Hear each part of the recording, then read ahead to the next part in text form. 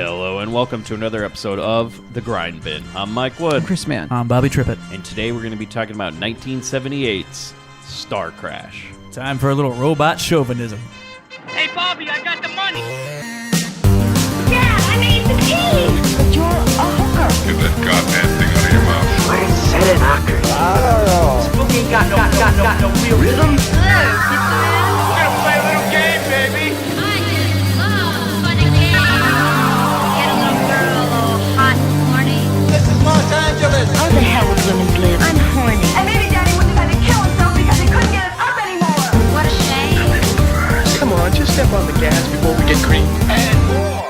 So guys, we're here doing, unfortunately this should be, after the week that the new Star Wars comes out? We're releasing this episode? Yeah, I guess so, yeah. It's close enough. Whoa, where's Horseshoes, Daisy hand grenades, Ridley? and the grind bin. I'm sorry, who was that stepped in here? I thought that was Daisy Ridley. She got lost. Oh, Daisy Ridley. Oh, hello, boys. Well, we loved you in the new Star Wars. Let's make all sorts of conjectures about what happened. You find out you're someone's daughter, obviously. Oh, boy. Someone important. Luke's daughter. Oh, she's gone. Maybe. Oh. That's a shame. I just saw you in that Kenneth Branagh train movie. The murder on the The Orient choo-choo. Express, yeah. The murder on the choo-choo, yes. I saw that one recently. You know, I didn't like it that much. I thought it was okay. I was a little disappointed. That You was see how that I one? came out of that, too. It was Yeah. okay. Yeah, it was like, eh. I dozed off about 5 times watching that. Yeah, well. And I didn't miss anything. I mean, how could you? Michelle Pfeiffer, they said action, and man, it was like she was on stage again, you know? Like, she just really gave it her all. And I don't think Kenneth ever said cut, because, oh boy. Well, he was too busy eating the train. Oh, yeah. I mean, this is the Hiding it under his mustache. I mean, we're getting a little off topic. Might cut this out, but I just to say that's your problem when you get actors directing movies. Nobody's telling anybody to tone it down. They're just going Right. for it, and oh boy, Yeah, these vanity projects where he's like, I'm going to direct it, and you know what? I'm the lead. yeah. I'm And king fuck of this movie. the first 20 minutes of this movie, I'm gonna be sniffing pastries and doing all sorts of CG shots Now, for granted, no reason. He did a pretty good job representing Poirot as a character, but God, he was so fucking over the top. Oh, and Like if you watch those old Poirot BBC shows, like you get that's the good stuff there. You get to see how that character's supposed to be. This was like a unfortunate caricature. this was, I mean, Murder on the Orient Express, it's fine.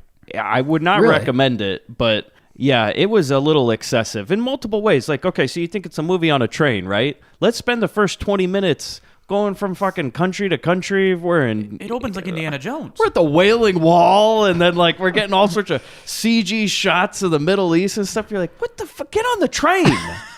It's a murder on a train. Do we need any of this? Like, the first 20 minutes of the movie is just him walking around sniffing pastries, going like, oh, I'm And he solving also, crime. because they had to add a little action to get you spruced up for it, he passively whips a guy's ass with an umbrella. He thought he was making the Kingsman. Yeah. You know what I mean? Kind of pass me up for Colin Firth. Fuck you. Which, did you see the new Kingsman too? No, but I heard you told me they... Watch Murder on the Orient Express. Really? liberal use of It the is. F word. I already downloaded it. Fantastic. Whoops. Boy, that is a whoops, that movie. I Ouch. love Matt I love the Vaughn first and I one. love, me too. Yeah. Yeah, Uh, first one's great. Mark Strong is a gem. Okay. The rest of that movie can go fuck. Oh, wow. It's that bad, huh? Yeah, it's... Well, thank you'll you, see. thank you, Movie Pass, where you can see movies for $10 a month. Damn right. All you want. I don't even feel bad when I don't like a movie anymore. You know, I saw Lady Bird the other day. 100% on Rotten Tomatoes. Yeah. Oh, It was. Let me just ask you. maybe quick- about a 60 on Rotten Mike. Well, the wife and I did not like it. Molly, who was just on this show and Yeah. disappeared in the middle of Grotesque, just like Linda. Got up and She walked just out. died off in the middle of the episode. Molly got her one bagger, huh? Chris, you wouldn't know because you never heard that. Wait, you were on that episode. Never- Well, they're two in the same. Mike. He's never heard it. He was on it. One in the same. You know, we never got that message to confirm you heard the Savage Streets, Chris, but And you never will. I validate to nobody. Must have gotten lost in the mail. so we're here. Unfortunately, 1 week. Why is the? Oh, good Lord, the phone's ringing already. Yeah. Well, you knew this would happen. Well, he's got a live feed into here. Like, he watches. Do you think that camera is in here for, to watch the cleaning lady when she comes in? No. Well, probably. Well, that's probably why he keeps put it track in of here. his change. Okay, keep Patrick in there. Okay. Hello, boys. Hello. Mr. C! Hey,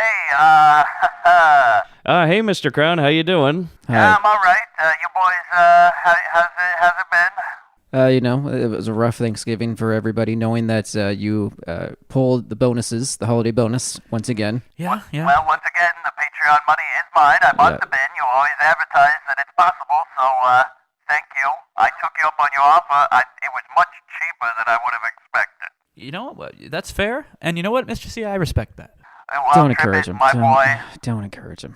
Well, I'd just like to say I've been enjoying all my Whoppers. I've been going almost every day, and just trying to get in the Whopper spirit, Mr. Crown. Well, about that, don't ever mention the Whopper on this show again. Why not? Obesity? I mean, my cholesterol for nothing? What's going on? Mike destroyed himself. Yeah, I've gained 15 pounds in a week. He's You turned should into see a me. horrid monster. We took me and Bobby to push him through the door It's true. to get in here. We Yeah. had to butter him. I look like the guy who was not Ted Hunter in Grotesque.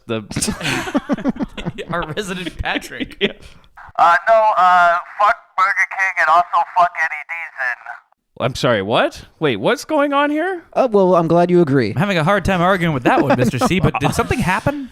Yeah, so this episode's gonna come out before the Star Wars movie now. So, breaking news. I'm sorry, wait, what? We recorded a whole nother December episode. Do you know what, the time you owe me for that? Yeah, about that, Deason, well, he kind of, he sent a letter in the mail. It's called a cease and desist. Oh, even that So- Taco Bell napkin he mailed? Yeah, for his lawyer gave it to me. So unfortunately, it is official.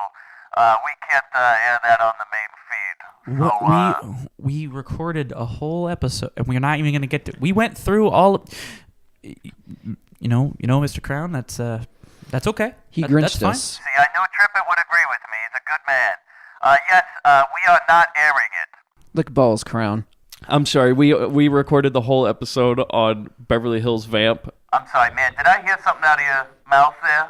I don't know. Why don't you come over here and find out? We had to This sit guy's getting through brazen. all of Beverly Hills Vamp, which I was happy to do, Mr. C. But we watched all of that, and we can't use it. Bobby, do you see any polyps up there?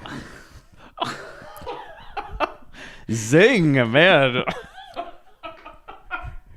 Yeah, we'll see who's laughing after I move up out of this show. Yeah. Man. Okay. I think he's calling you out. You So can call me at my own office later. That's what you call the RV?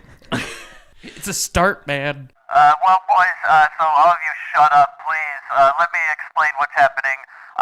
Merry Christmas to all the Patreon subscribers and a Happy New Year, as you'll be getting the full unedited version of Beverly Hills Vamp, the December Part 2, released on Christmas Eve for the Grindbin Patreon. It's a December miracle. So we recorded an entire episode, and that's going on the Patreon only. Yep. Well, that was that's a good idea, Mr. Crown. Bobby. They donate all this money to us. I think they No, deserve a present. No. You know, Bobby, They they get- donate they- all that money to me, and you guys, obviously, you all work for free. You were working for Whoppers, but not anymore. So, thank you very much. Why don't we get into the movie today? Do you got anything more to add? Man, you look distressed. Whatever you do, Mr. Crown, don't start your car. Man, what are we gonna do about Mike after all those Whoppers? Yeah, Well, he's still- seriously. well, This he's man's still got, clinging to life at this he's point. still got the butter on him. It is Christmas, so gingerbread man. Well, Mike, might I offer a solution for you? Blue Apron, which is a beautiful company that sends you food in a box. You apparently open it up. I think you gotta cook it. They tell me it takes a half hour, but then also I hear from people it takes like 4 hours to cook a fucking meal. But grindbin.com/Blue Apron. Get yourself a free box on Crown. When you open it up, you'll see my face come out of it. This week there's In person or just... Well, something's coming out. Phallic in nature. I think it was something blue that got Clint in trouble too, Mr. Crown. You might want to be careful when it comes Oh, to popping shut up, man. Yeah. I'm free and clear now. They got Matt Lauer. It's all over. So that's all the dominoes have fallen. It's been quiet week. This week that we're recording, there hasn't been any new sex allegations yet. So hopefully Yes. that's all done with. They've removed Kevin Spacey from life. Matt Lau is gone, so they got him all. Garrison Keeler's been ousted from Lake Wobegon. Bobby, I don't know if I know that reference. So do you consider yourself below the radar? I mean, where do you stand on these? I mean, you obviously you have no fear. So today, the movie 1978, Starcrash. This is a movie I brought you boys. It's part of the Star Wars trilogy. Have you checked IMD? I'm sorry, what? IMD. IMD.com? Imd.com, huh? Yeah, IMD. The one that you tell That's me where you to go get to. all your movie information. The B's silent. What is Yeah. man talking? Shut up! You guys are all derailing this. Hold on. I brought you the second movie in the Star Wars trilogy. I was just speaking in your terms, We Mr. talked Khan. about the Angel trilogy, which you're going to be doing very soon. Can't wait. But the Star Wars trilogy kind of ripped me off. We'll explain it. But it started with Star Wars, made by that guy who made the Duck movie. You know the movie with the duck where the guy, also Marty, who fucked his mom or something, she's in it. You remember that?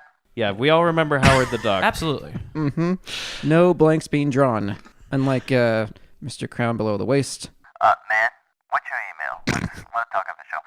Yes, no, it started with Star Wars by George Lucas, and then it went Starcrash, which is this movie, and then it finally wrapped up with Star Search, where Ed McMahon was looking for Luke Skywalker or something at the end, right? Yeah, I remember that well. Mm-hmm. Well, that is not right at all. Did you even get licensing rights to that, like the merchandising or the, No, man. Like I told you, somebody asked me this question on the Patreon. Do you ever do a crossover universes or whatever that was? All the time. I just go ahead and steal somebody else's work and say, hey, it's mine now, canon. Stan Lee made a whole career out of that, just taking people's ideas and making them his own. So I figured, why can't I do the same thing, Excelsior. No, this movie is part of the Star Wars trilogy, as you all know. It's the second in the movie. Unfortunately, it kind of went away from Luke and Leia in this one, and we got a new lady, Stella Star, and she's the star of the movie, Uh-huh. Very apt, Mr. Crown. I think this checks out. Okay, so I guess we're doing the Star Wars trilogy then. Yeah, we're doing Star Wars 2 Star Crash. Yeah, I think they're all called Star Wars 2, right? Like, that's when they came out. They're like, Star Wars 2, The Empire Strikes Back. Yeah. That would have been better. Pretty sure. Star Wars 2, Episode 5. So I don't know what you guys are talking about. Anyway, this movie was released by American International Pictures. It was supposed to, and then it got sold to New World Pictures, who decided to put it out. So this was originally an AIP, one of our favorites, second to only Crown on Yeah. the Grindbin, was supposed to release this movie, It definitely shows. and then it was bought by Roger Corman. Let me guess, they saw the final cut. Man, I don't know what you're talking about. My friends made this movie. Luigi? You didn't enjoy it? Luigi. Yeah, this was an Italian production because they thought it was too expensive to make the next Star Wars in America. So they were like, let's just give them a chance, give the spaghettis a chance. They'll give you something for it, That's a direct quote. That's what Roger Corman told me. He said, we want to give the spaghettis a chance. And that's what we did. He's a great friend of mine. And he also made a movie that's also a big homage to Star Wars. I'd say Star Wars kind of ripped it off, with the Battle Beyond the Stars. That was a great movie in 1980, if you've ever seen that one. Has, I think, Sybil Danning in it. Oh, really? And some other people. It's a Star War. It's about a war in the stars. Yes. This movie was directed by a man named Luigi Cozzi. He's a good boy. He's a good boy. He was asked by Nat, some guy, Washburger. I think he's... Some Washburger. Yeah, he's like one of them Wahlburgers. Good burger. Good burger. Yeah, to make a space opera like Star Wars. And apparently he had never seen the original Star Wars, but he said, I'll go ahead and make a sequel, huh? Well, he also claims that he's had the idea before Star Wars, and he says, "Oh yeah, I made this. Oh, we had this idea long ago. Yet, what what shows up? Lightsabers, a trench run. I don't know what you're talking about, man. Okay, Mr. Crown, can we just... This thing I'm going to put literally him on opens mute. with the Star Destroyer shot. Put him on mute. He's Okay. No, this movie is not in the Star Wars universe. It's not Star Wars canon at all. This movie was a ripoff of Star Obviously Wars. not, and it's blatant. And for him to say that he never saw Star Wars is horseshit. Yeah, he definitely Oh, God. fucking saw Star Wars, Yeah. because when that fucking lightsaber came out, I was like, all right, fuck you, Luigi. And we'll get to it when we get into the actual thing, but it looks more like the Schwartz ring than it does a does. lightsaber. Yeah. Like this is closer to Spaceballs than it is Star Wars. yeah. Yeah. In a lot of ways. Okay, unmute him. Okay, and as I've been saying, the working title for the film was The Adventures of Stella Star. I don't think he knew that we turned him off, so let's just... Okay. The Adventures of Let's Stella remember that we can Star. do that, you guys. Yeah. So this is also, Mr. Crown, what do you think about this also kind of being a ripoff of Barbarella? Because it definitely seems like it, with the name Stella Star and the same type of outfits and all that. I don't know what you're talking about. The American trailer for this movie. Did you guys know who edited the American trailer for Starcrash that I think we're playing in this episode? Blow my mind, Mr. Crown. Joe Dante. No shit. He used to work over at New World Pictures. Oh. The Gremlins boy. And he made... As he's known today. Yeah, Gremlins boy, Joe. Joe Gremlins boy Dante. I believe he's referred to by professionals in the industry as Joe Gremlin. If you meet him at any sort of event or anything, I always go, Joe Gremlins boy Dante. That's how I say hello. So let's get into the background, boys. The director, Luigi Cosi, as I said, one of the spaghettis, he's credited I don't himself... think we can say that. Mr. Crown, we do have an audience where it is international, and we don't want to. I am ruffle some I'm feathers. Italian, and I will allow it, Mr. Crown. Actually, I'm fine with it. You can call me spaghetti anytime. You know, we checked with the ambassador to Italy, and Yeah, actually, I'm up for my Senate confirmation in a few days. Ambassador to Italy. He's going to be Pope in a month, folks. Yep. I'm going to be carrying around large loaves of bread. You'll see. I got a whole plan of maybe kidnapping a popa. Shut up, Mike. So Luigi Cosi, one of the spaghettis, he is credited as Louis Coates in America. Wonderful. Because as we know, nobody likes to see that fucking Italian name on a poster. You know, nobody's going to go watch that shit. As soon as they see anything that looks vaguely spaghetti, they're walking out of the theater. Anything that ends in a vowel. Yeah, I agree. So, yeah, exactly. So he's an Italian filmmaker who wrote and directed a number of films. Okay, you don't need to put on the accent, Mr. Crown. it's an impeccable one, but I don't think it's great. necessary. I mean, I feel like I'm in the old country. You know? You guys just need to shut up. I'm going to do my thing, okay? He made this movie. Now, I know you guys... I wonder if any of you have ever heard of this. It was made in 1976. It's called Take All of Me. It's a movie about some broad who has leukemia, and some stranger guy comes into the hospital, and then they tell him, hey, can you go tell that girl that she's going to die of cancer, your family? And he's like, And he walks in and says, take all of me. He goes, no, I'm not. That's very funny, Trivet. Thank you, sir. He goes, no, I'm not related to her. And they're like, well, whoops. And then he goes into the room and they fall in love, and apparently he has sex with her before she dies. So it's a sweet love story. Wow. Does she, Sorry, what? Does she die during? I'm sorry, wait, I'm sorry. This is about a man trying to have sex with a cancer patient? That's a terrible, terrible premise for a movie. Well, in Italy, that's considered sweet. So that's... It's probably considered a Judd Apatow film, too. Mike, can you confirm this?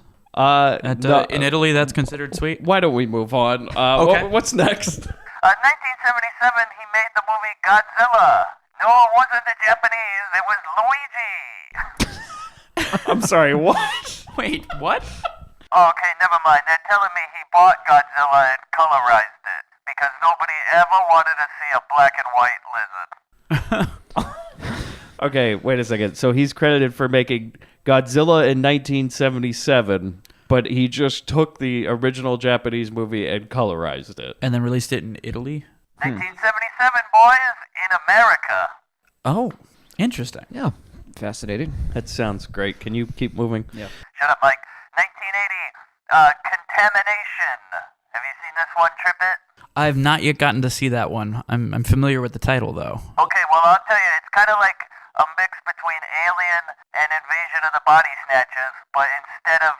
in this movie, pod people run a plantation for coffee in South America. All right. And there's pod aliens. If I'm not mistaken, I think Goblin did the soundtrack for that. It's a real winner. It's all great. Okay, that sounds great. 1983, he directed Hercules with Lou Ferrigno. All right. Now let me ask you boys, what would make the epic story of Hercules better? If he threw a bear into space. Not only that, Trippet, robots. Yes. Robots. Have you seen that, man? No. One of Lou Ferrigno's bouts as Hercules, he creates Ursa Major in the sky by grabbing a bear and chucking it into space. That's what they taught me in Boy Scouts. It's a great movie. Who wouldn't want to see Lou Ferrigno throw around a bear and beat up robots dressed as a Greek god guy? Amazing. Maybe PETA. Well, man, stop it. Everything's coming up crown. I think we know what that means. Yeah, man. What are the CUC. initials for that, please? CUC. That was followed 2 years later. It was a big success by 1985's The Adventure of Hercules, which was a great sequel to the original. And then the last movie I got for you guys is called 1989 Paganini Horror. Oh, I believe that's about a ghost who plays the violin. Well, according to my sources, Trippet, it's about some broads in a rock band trying to play a haunted piece of sheet music, and it accidentally opens a portal to hell. Whoops. Whoops. I was just going by the cover art. I haven't So actually it's like watched it yet. It's like a musical Evil Dead then. Okay, so yeah. Not to be confused with Evil Dead the musical. So but they basically play the Necronomicon of sheet music, like Chopin's Necronomicon. Yeah, the one. I believe scene it's that, Liberace's Necronomicon. So, yeah, some broads get haunted by a Trippet said a ghost who plays the violin, which, as we know by the posters of Italian movies, are always correct. Every time. Yeah. Now, guys, you're going to love this. Also, by the way, Luigi co-wrote this movie, and you know who his co-writer was? Mario. Nat Wash, man. I'm fucking with your crown. Waluigi. Mario. I don't get it.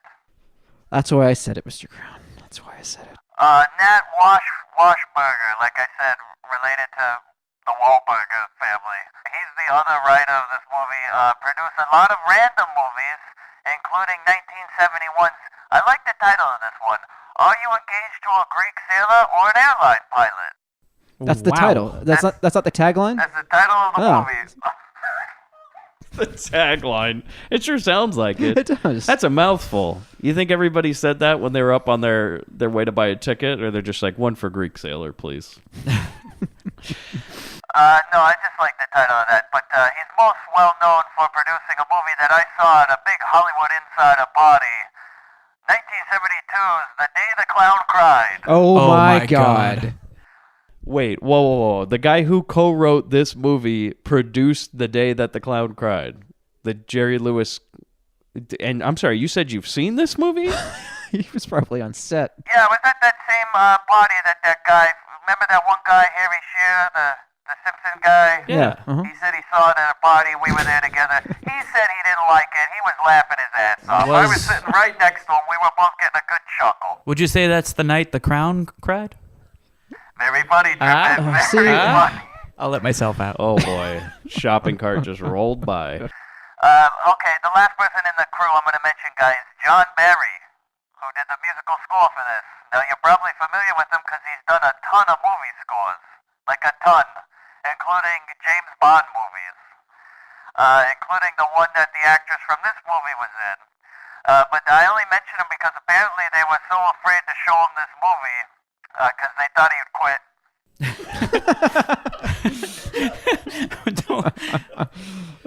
I'm sorry, they thought he would quit the movie before he saw it? was done. Like, he's just in the middle of conducting, and he's like, yeah, can I see like a scene, maybe see how it matches up? No. That's the thing that's my takeaway from that bit of trivia is what's amazing about this is the fact that he scored the film without watching it. It Sure shows. sounds like it. Because he just did like a Star Wars folded into Star Trek Yeah, I sound. noticed that, yeah. It, like just played that theme the whole movie. It's just looping like a telephone no one's picking up. During action scenes, it's just really almost elevator in its music stylings. Like, it's just... It kind of puts you at a trance. You go through enough rotations of it and you just start spinning out. It's a real hate trance. All right, shut up before. Let me finish this, boys. Sorry, sir. So the last person I'm going to tell you about the cast now. I got a few people to mention, including Marjo Gortner, who plays Acton. He was Acton, wasn't he? Come on, Mr. C. Oh Hey, my Bobby, I God. think you got a lump in your throat, in the back of your throat. I think it's Mr. Crown. Man, Uh, maybe if you showed a little enthusiasm and watched the movies, you would be more like Trippin. And don't you Moving want to up be in the more world. like me, man? You two are a perpendicular line. Trippin going up, man going down. Yep. Man down. I'm perpin and you're dicular. That's very funny, Trippin. Thank you, sir. Well, okay, this is a really interesting one. He started his life as a fake evangelist as a boy. He was the world's youngest ordained minister, and his parents were crazy people who named him a combination of Mary and Joseph. Hence Wow. the name Marjo. really? Wow. And then he eventually realized his whole life was a sham, and he joined a rock band. As many of us do. And then he decided, I'm gonna act. And he was in movies like 1974's Earthquake, 1976 The Food of the Gods. Oh, that's a troublesome one. Oh, you're not a fan of it? It's the animal abuse. That's a bit of a problem. Oh, the that'll finale do of that movie, they legit start killing rats. Oh, God.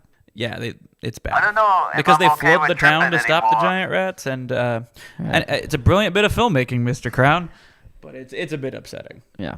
Oh, so not PETA approved, I'm guessing. No, certainly not. And then 1977's Viva Knievel. That will be a Grindbin movie Which, next yes, year. Trippin', I love Absolutely. that movie. You know, I got a lot of good things to say about that. My boy, Gene Kelly, in that movie. That's going to be a great episode. Kellying it up, as we say. Skipping around the set, giving it his all. And also riding a dirt bike. Apparently, the character of Acton was originally devised as a grotesque alien, but Marjo said he wouldn't wear the makeup.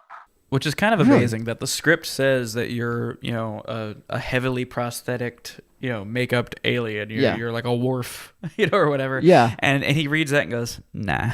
Yeah, and he just goes Well, there with his Linda Blair hair. And Yeah, I mean- he walks on set looking like the guy from Greatest American Hero. Yeah. They still definitely put a fair amount of makeup on him. Oh, Sure, God. but not. Blu-ray was not kind to this man or anything in this movie Yeah. because, oh my God, I mean, that was caked on. Yeah. It was bad. I hate- like oh, God. fake Tan Express. Like this guy, my God. Because I thought he was wearing eyeliner or eyelash extensions. I mean, did they just like only have one color of foundation for the entire crew? And they're just like, I'm sorry, it doesn't match your skin tone. We're just going to have to go with it. So, You're now Moroccan. because like, as I could see it, he was like half blackface in this movie. Like, it was bad. It was bad. Yeah, he looked like C. Thomas Allen's Soul Man. Oh, God. It was a total soul man situation. All right, you guys shut up. Carolyn Monroe. Like Marilyn Monroe. You got it. But not dead. She plays... she plays Stella Starr. The star of the picture. She's a UK-born actress, most well known for her role in 1977's The Spy Who Loved Me, as well as 1980's Maniac, which has another person for Maniac in this movie, and 1986's Slaughter High. She's still acting, so she was the first choice of Luigi's for this role, the first and only, apparently. And she apparently did her own stunts, which I don't think you can tell at all. Those fight scenes are so well choreographed, you can never tell it was her, right, boys? Mm-hmm. Yeah.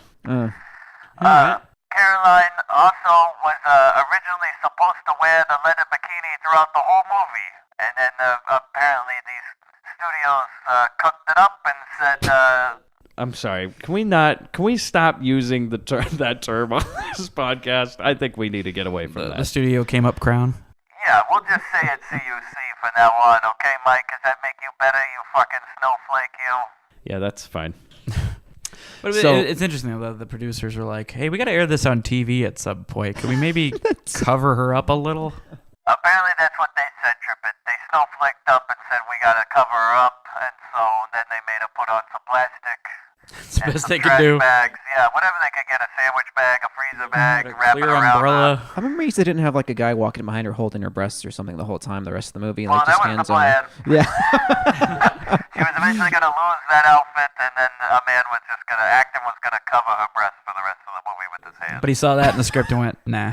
Actually, we were gonna. No, I'm not doing that either. We were gonna put those lasers over her privates, God. and we just said, "We'll get it in post, Caroline." She didn't buy it. Smart Okay, lady. so apparently, yeah, that was a problem.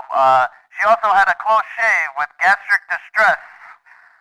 Apparently, she told Phantasm magazine that she almost shit herself.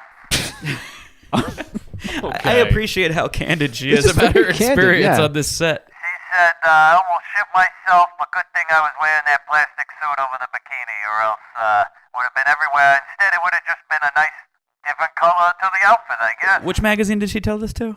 Phantasm. Phantasm. So the reporter from Phantasm magazine was like, "Can you tell us about your time on the set?" She's like, "I was liquid from the neck down." And they're like, "Oh, thank you." Yeah. Well, Apparently, it's that Italian food, you know, it gets to you. Not everybody's ready for it. it's the sauce. Yeah. I can tell you, I've spent many a rough night in Italy. You know, I believe that for many reasons. A lot of waking up with pain in a certain area. Okay, can we just wrap this up, please? Yeah, shut up, Mike. Joe Spinell, who plays the Count. Now, as I said, there's a man from Maniac that's going to return. He's the Maniac. He absolutely is. He is Maniac. He was also, believe this or not, he was in The Godfather 1 and 2. Oh, nice. He had an uncredited speaking role in number 1, but they brought him back for number 2. They're like, hey, everybody remembers that guy that we never put in the credits, but he said that line, everybody loved it, it killed, so we brought him back. Get me that creepy looking guy. Yeah, he was also in Rocky 1 and 2. He's as all a over loan the place. shark. He was in Cruisin'. No, he wasn't one of the gays in that movie. I think he was a cop or something. Was Al Pacino? Was he a gay in that movie? Was Al Pacino a cop in that movie? What was that? Did he go undercover or something? Pretty sure that's a Serpico sequel, isn't it? Did he go? Is he playing Serpico in Cruisin'? I think he went under the covers, right, boys? Boys. I hear crickets. So who else was in this movie, Mr. Crowd? His rare starring role, Maniac. He was going to make a sequel. Did you know this, Stripper? Oh. I had heard some rumblings about that he was supposed to do a sequel to it. He made a short film where he was the maniac again, out killing women, taking their hair, and then they found him dead in Queens. Unfortunately, yes. And they said it was either because he had a heart attack or he cut himself because he's, what's that call it when you're kind of a pussy and you bleed too much and you can't stop? Hemophiliac. That's it. We call it pussy disease. So. Okay. That doesn't seem right at all. Not really sure how that relates, but all right. Well, if you get cut and you can't stop bleeding, you're a wuss. So what are you gonna do? We laugh at people. It's a different time, you know what I mean? You laugh at people's misfortunes. There's like some kind of chronic temporal 70s time field around Mr. Crown. Everywhere he goes. Yep. it's warm in here, man. Take a dip. Come on in. The water's fine. The waterbed's fine, man. Wow. Hamilton Camp, who plays the voice of L. Did you know he has 210 credits? Really? You heard him in literally every cartoon wow. you've Yeah, ever he sounded seen. familiar and He awful. He was Greedy Smurf. Yeah. Christopher Plummer was in this movie. For a moment. He plays the Emperor. And he is crushing it whenever he shows up. Yeah. Like, he is awesome in Well, this. he should have been because he got paid 10 grand a day. Oh my God. And because of that, they limited him to about a total of 3 days. Yeah. Yeah. It says that he filmed most of his stuff in one day. I believe that. But he probably was like, well, we should do another take so I can get another 10 grand, He's right? like, I'd be happy to come back tomorrow. And they're like, you know, I think we got it. Maybe I should be in another scene. You know, I've seen it all. So last person I'm going to mention, boys, before I let you get into it, is David Hasselhoff. The Hoff Apparently- himself. Yes, apparently he also shit himself during the movie. Really? Apparently he shit himself so bad a PA had to come in and do a lot of his scenes when his face is in that fish mask. Yeah, anytime you don't see Hasselhoff's face, it's somebody else because he's in the bathroom. You gotta Yeah. be kidding me. That's the problem with you doing these Italian productions. I can't tell you how many people shit themselves on set. That's what Starcrash is most famous for. The whole cast shit I themselves. must have been in the wrong part of. When you do catering from SpaghettiOs, you know, you pay the price. You just open a bunch of cans of SpaghettiOs and you see what happens. Everybody wants to think like they're in Italy, so you get them the authentic food, and then next thing you know, everybody's shitting red. I don't remember that when I was in Italy, but I probably shit myself unconscious, so I'm gonna chalk it up to that. Man, that's see, it's just like Mexico. They Yeah. say it's the water in Mexico, it's the spaghetti in Italy. It's the sauce. You shit yourself. Mm-hmm. So the last Wow. thing I'm gonna say, did you guys know there was supposed to be a dinosaur in this movie? Not surprised. And then they cut it, because I think they figured enough was enough. Everybody got their fun. Maybe we'll save it for Starcrash 2. But then they apparently hired Ed McMahon. Would Starcrash 2, which would end up being Star Wars 3, Mr. Crown? Yeah, didn't you see that part where Ed McMahon fought didn't he fight a T-Rex or something on that Star Search? I haven't watched it yet. I don't know, Mr. Crown. Yeah, I think that's accurate. Okay, so apparently most of the people did their own dubbing because it's it's one of them spaghetti movies. So what you do is you get Trippett, you're saying that's offensive. Why? How come I'm allowed to call it a spaghetti western, but not a spaghetti movie? Well, I don't think Italians made westerns. No, I wasn't saying it was offensive to call it a spaghetti movie. I said it might be offensive to refer to Italians as those spaghettis. Well, they've all been fine when I've said it, although they can't understand English, so they just go, "Oh, Mr. They're all happy once I give them their fucking money. Yeah. And I keep telling them, do you have any sort of Beano or anything that would get me to not shit myself in your country? And they gave you the plastic tarp. Yeah, they did, actually. They said, wear these plastic pants around. Here's the front row Gallagher pants. Yeah, like go to a Gallagher show. That's a guy I like, by the way. I can agree with his humor. So is that what jury duty is like in Italy? It's just one big Gallagher show. Yeah, where it's a big Gallagher show. You're just waiting with brown puddles everywhere. You're waiting for him to get to the watermelon. You're like, all right, you've crushed this, you've crushed that, and you've crushed this. Sitting in court waiting for them to crush the watermelon. You get through the sour cream. Isn't that why the judge has the hammer? Yeah, that's how they solve all their cases in Italy. At the end, they just hit a big watermelon and everybody goes home with a bite. That's how they solve their hunger problem. Yeah. My parents apparently went to a Gallagher show. I did too. A long time ago. I've been to one as long, well. long time ago, though, before he was, known. Oh, back when he was underground? Yeah, and they, went to the show, and they're like, why the hell are there, tarps in the front? And they had no idea. Where that was he this show? It was around here. It was, something like probably Coach House or something. Really? Well, no, they used to live in Redondo, so probably somewhere up there. Doing a club show. Yeah. Wow. That's awesome. I saw him at the Orange County Fair. Wow, boy. that's cool. Yeah, playing the big crowd. He, What he told Mark Barrett about? In Spanish, he called a young boy the equivalent of the F word. And I guess that was supposed to be funny. I told you, he's great, guys. Go check him out. Gallagher. His new stuff kills. Does he have new stuff? To me, it's all new. That's He had I a love show on MTV with his daughter at one point too. I think VH1. Gallagher's Keeping up with the daughter. Gallaghers. Did she also have a sledgehammer or something? I probably yeah. Is it Gallagher knows best? I would totally watch that. You know what would be funny is they should have had Gallagher. I'll pitch this to him. He hits a watermelon with the mallet. She hits him in the nuts. Maybe I'll get him on the show. Basically, everybody dubbed their own voice except for Caroline Munro and John Hamilton, who they said it was too expensive to fly him in. So they're like, That's fair. We don't need him. Wow. I understand also that Joe Spinell was more or less the resident dialogue coach for everybody. For the dubbing and whatnot. He even went through all the effort of making up a new accent for himself because he had a pretty heavy East Coast accent, which wasn't going to work if he's supposed to be Darth Vader in this. Right. And so once he got that figured out, he started helping everybody else. Oh, boy. Well, I think it shows.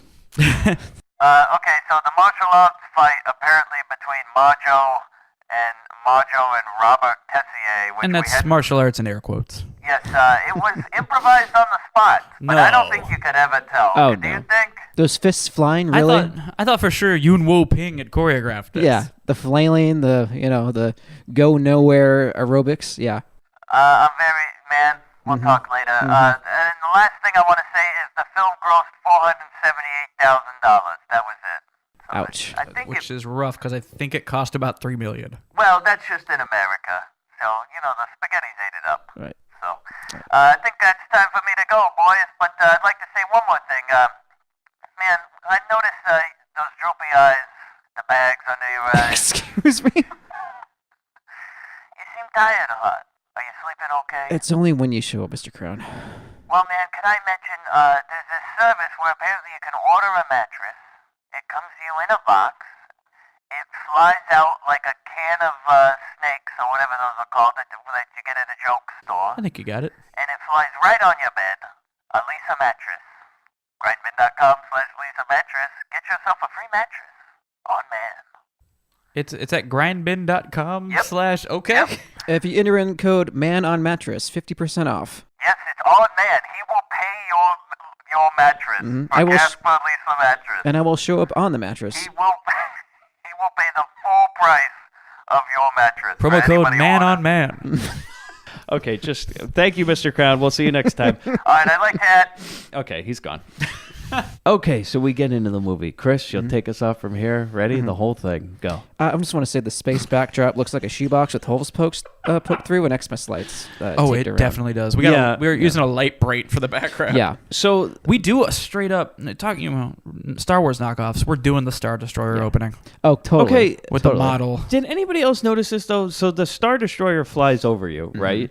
Which is a low rent Star Destroyer because it was about half the size. Yeah, and this shit looks like a toy commercial. I wanted the horrible. kid's arm to come in and go, wow! Yeah, Yeah. Blu-ray was not kind to this movie. Like I said, not kind to anybody in it, not kind to the sets, because, man, the detail is too much. I think the argument can be made that Blu-ray enhanced this movie. Well, the space backdrop they use, you can tell it's like a shoebox kind of set because it's corner. You can see where the parallax. see the corners of Yeah, it. you can see like the corners where the lights and the parallax are reflecting onto another part of it. So you're telling me that, like, Space Mountain's more convincing than this? Oh yeah, definitely. You can see the corners of the universe. I like that idea that you can just see the corners of where the universe creases. That's how far into space they are. You can see that Adidas sign, that Adidas constellation Yeah. on the side. Like I love it. minute one, I'm waiting for the Mystery Science Theater music to start please. playing. Well, apparently they did this movie on the new. Yeah, I Mystery heard about Science that. I Theater. haven't gotten to that yet. I've watched like an episode of the new one, Yeah, and it's fine. yeah. I'm an old now, so Yeah. while the new one's fine, I gotta go back and watch the old ones. This is why we're here. This is why we're here. So then, did you notice this though? So they have the Star Destroyer, but this fucking camera is shaking like a motherfucker. Like this thing is like I was like, whoa. Nobody on the set was like, maybe we should do that again. Somebody was rocking the camera because this tripod is going everywhere, man. I think it was the person that was pushing the ship was also working the camera at the same time. It must It's be like taking a selfie. like it was on film. Camera in one hand and spaceship in He's the got other. a selfie stick with He's just brushing up against the film camera. They're like, I think you touched the camera. He's like, no, it's a fun. It's a space. No, it's a one space take. quick. And he's leaning into the boom mic going, shh. They get a space quick. I just write, that's your first shot. Is a freaking shaky as all hell shot of It's a good start. Star Destroyer. Can only go up from here. And then the next thing I write in my notes are, these sets are amazing. Because we cut inside a ship and oh my god, like this is great. 70s like Barbarella sets were one thing. Like a Dino De Laurentiis movie is amazing. Barbarella is fantastic. That's one of And- my favorite movies, and the sets in that movie are Oh, great. so good. And the outfits and everything. Everything is about great. that. Top to I love bottom. it because it's so dated and it just pinpoints itself in time perfectly. Absolutely. Yeah. Oh, Barbarella. We could let's just do Barbarella. Can we just talk about Barbarella You mean instead? review the film, not what, just. Yeah, let's just do Barbarella instead. So anyways, Barbarella wakes up and she's got... No, I'm just kidding.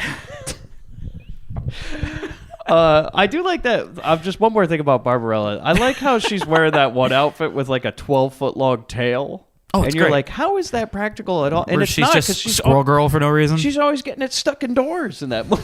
Like, there's great. multiple parts where she's like, oh, my tail. And she's like having to pull it through a starship door.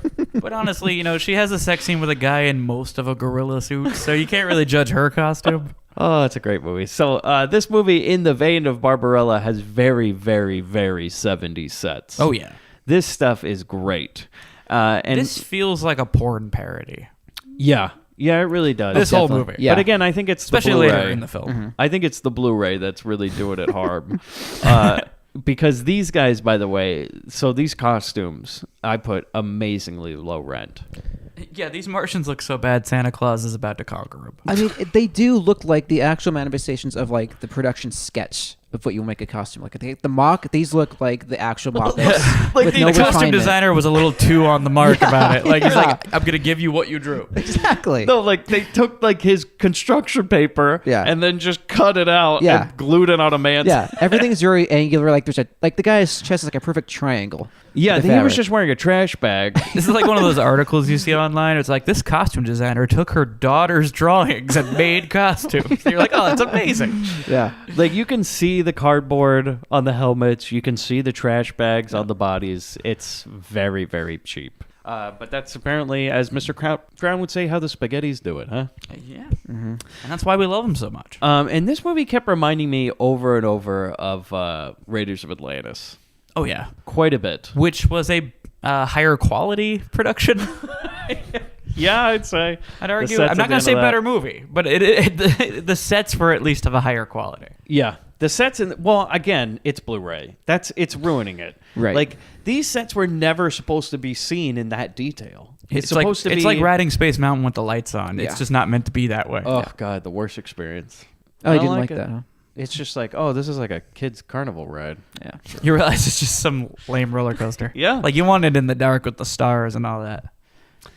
Yep. So anyway, we're talking about Barbarella. So so the ship is attacked by some sort of red light, and then we just see escape pods leaving. Something blows up. I know, it's like movie starts. It's like a bunch of like lava lamps like came to life and just started enveloping everything. It's like you flew into a lava lamp. Yeah. That's probably what happened. Yeah. They just put a lava lamp in front of the film camera and go, this look like a good. Well, this may explain something. Mr. Crown didn't bring this up earlier when he was giving us background, but Luigi so-and-so, I forget his last name. Pardon me, Luigi. Luigi Cosi. I read that he came up with all the ideas for this movie literally after getting super high one night. Like he admitted that he just smoked a ton of weed and was like, all right, I got this. He just like pulled out his pad and started writing. Mario, we're gonna make out a movie, huh? Smoke a lot of the weed. So that's why, we get attacked by a lava lamp. Yeah. And, like he's just putting up in front of the camera while they're trying to film. He's like, it's ain't working out. Also, there's a moment during all of this when the intercom comes on and they're calling a Major Bradbury to the communication bridge. Yeah, that's cute. I was like, how dare you invoke that man's name? How dare you? It's like there's a million horror films from like the lower level ones, the C and D horror films where there's always like a character named like Detective Craven, Detective Carpenter. Yeah. Do you have to keep doing this? It's like a Stan Lee cameo. It stops the whole fucking movie for a second. It goes, by the way, kiss the ring. You mean like what was his name? Orville Kruger at Grotesque. Orville Kruger. Oh, exactly. Right. So we go to credits for a while, and then did anybody else notice this? Is like all of a sudden the music for the credits just stopped. Yeah, I just like because again the guy scoring it had no idea like where things were gonna stop and start. Exactly. Just got his long credit song, and then they just go and cut. Yeah. Like when a wrestler wins a championship, but he celebrates too long, and his theme song starts over. Yeah. Yeah, that's awkward. Yeah. Suddenly, Steve Austin's glass breaks again while he's standing there. He's just drinking one too many beers, and they just hear it again. He's still sitting on the turnbuckle. Yeah.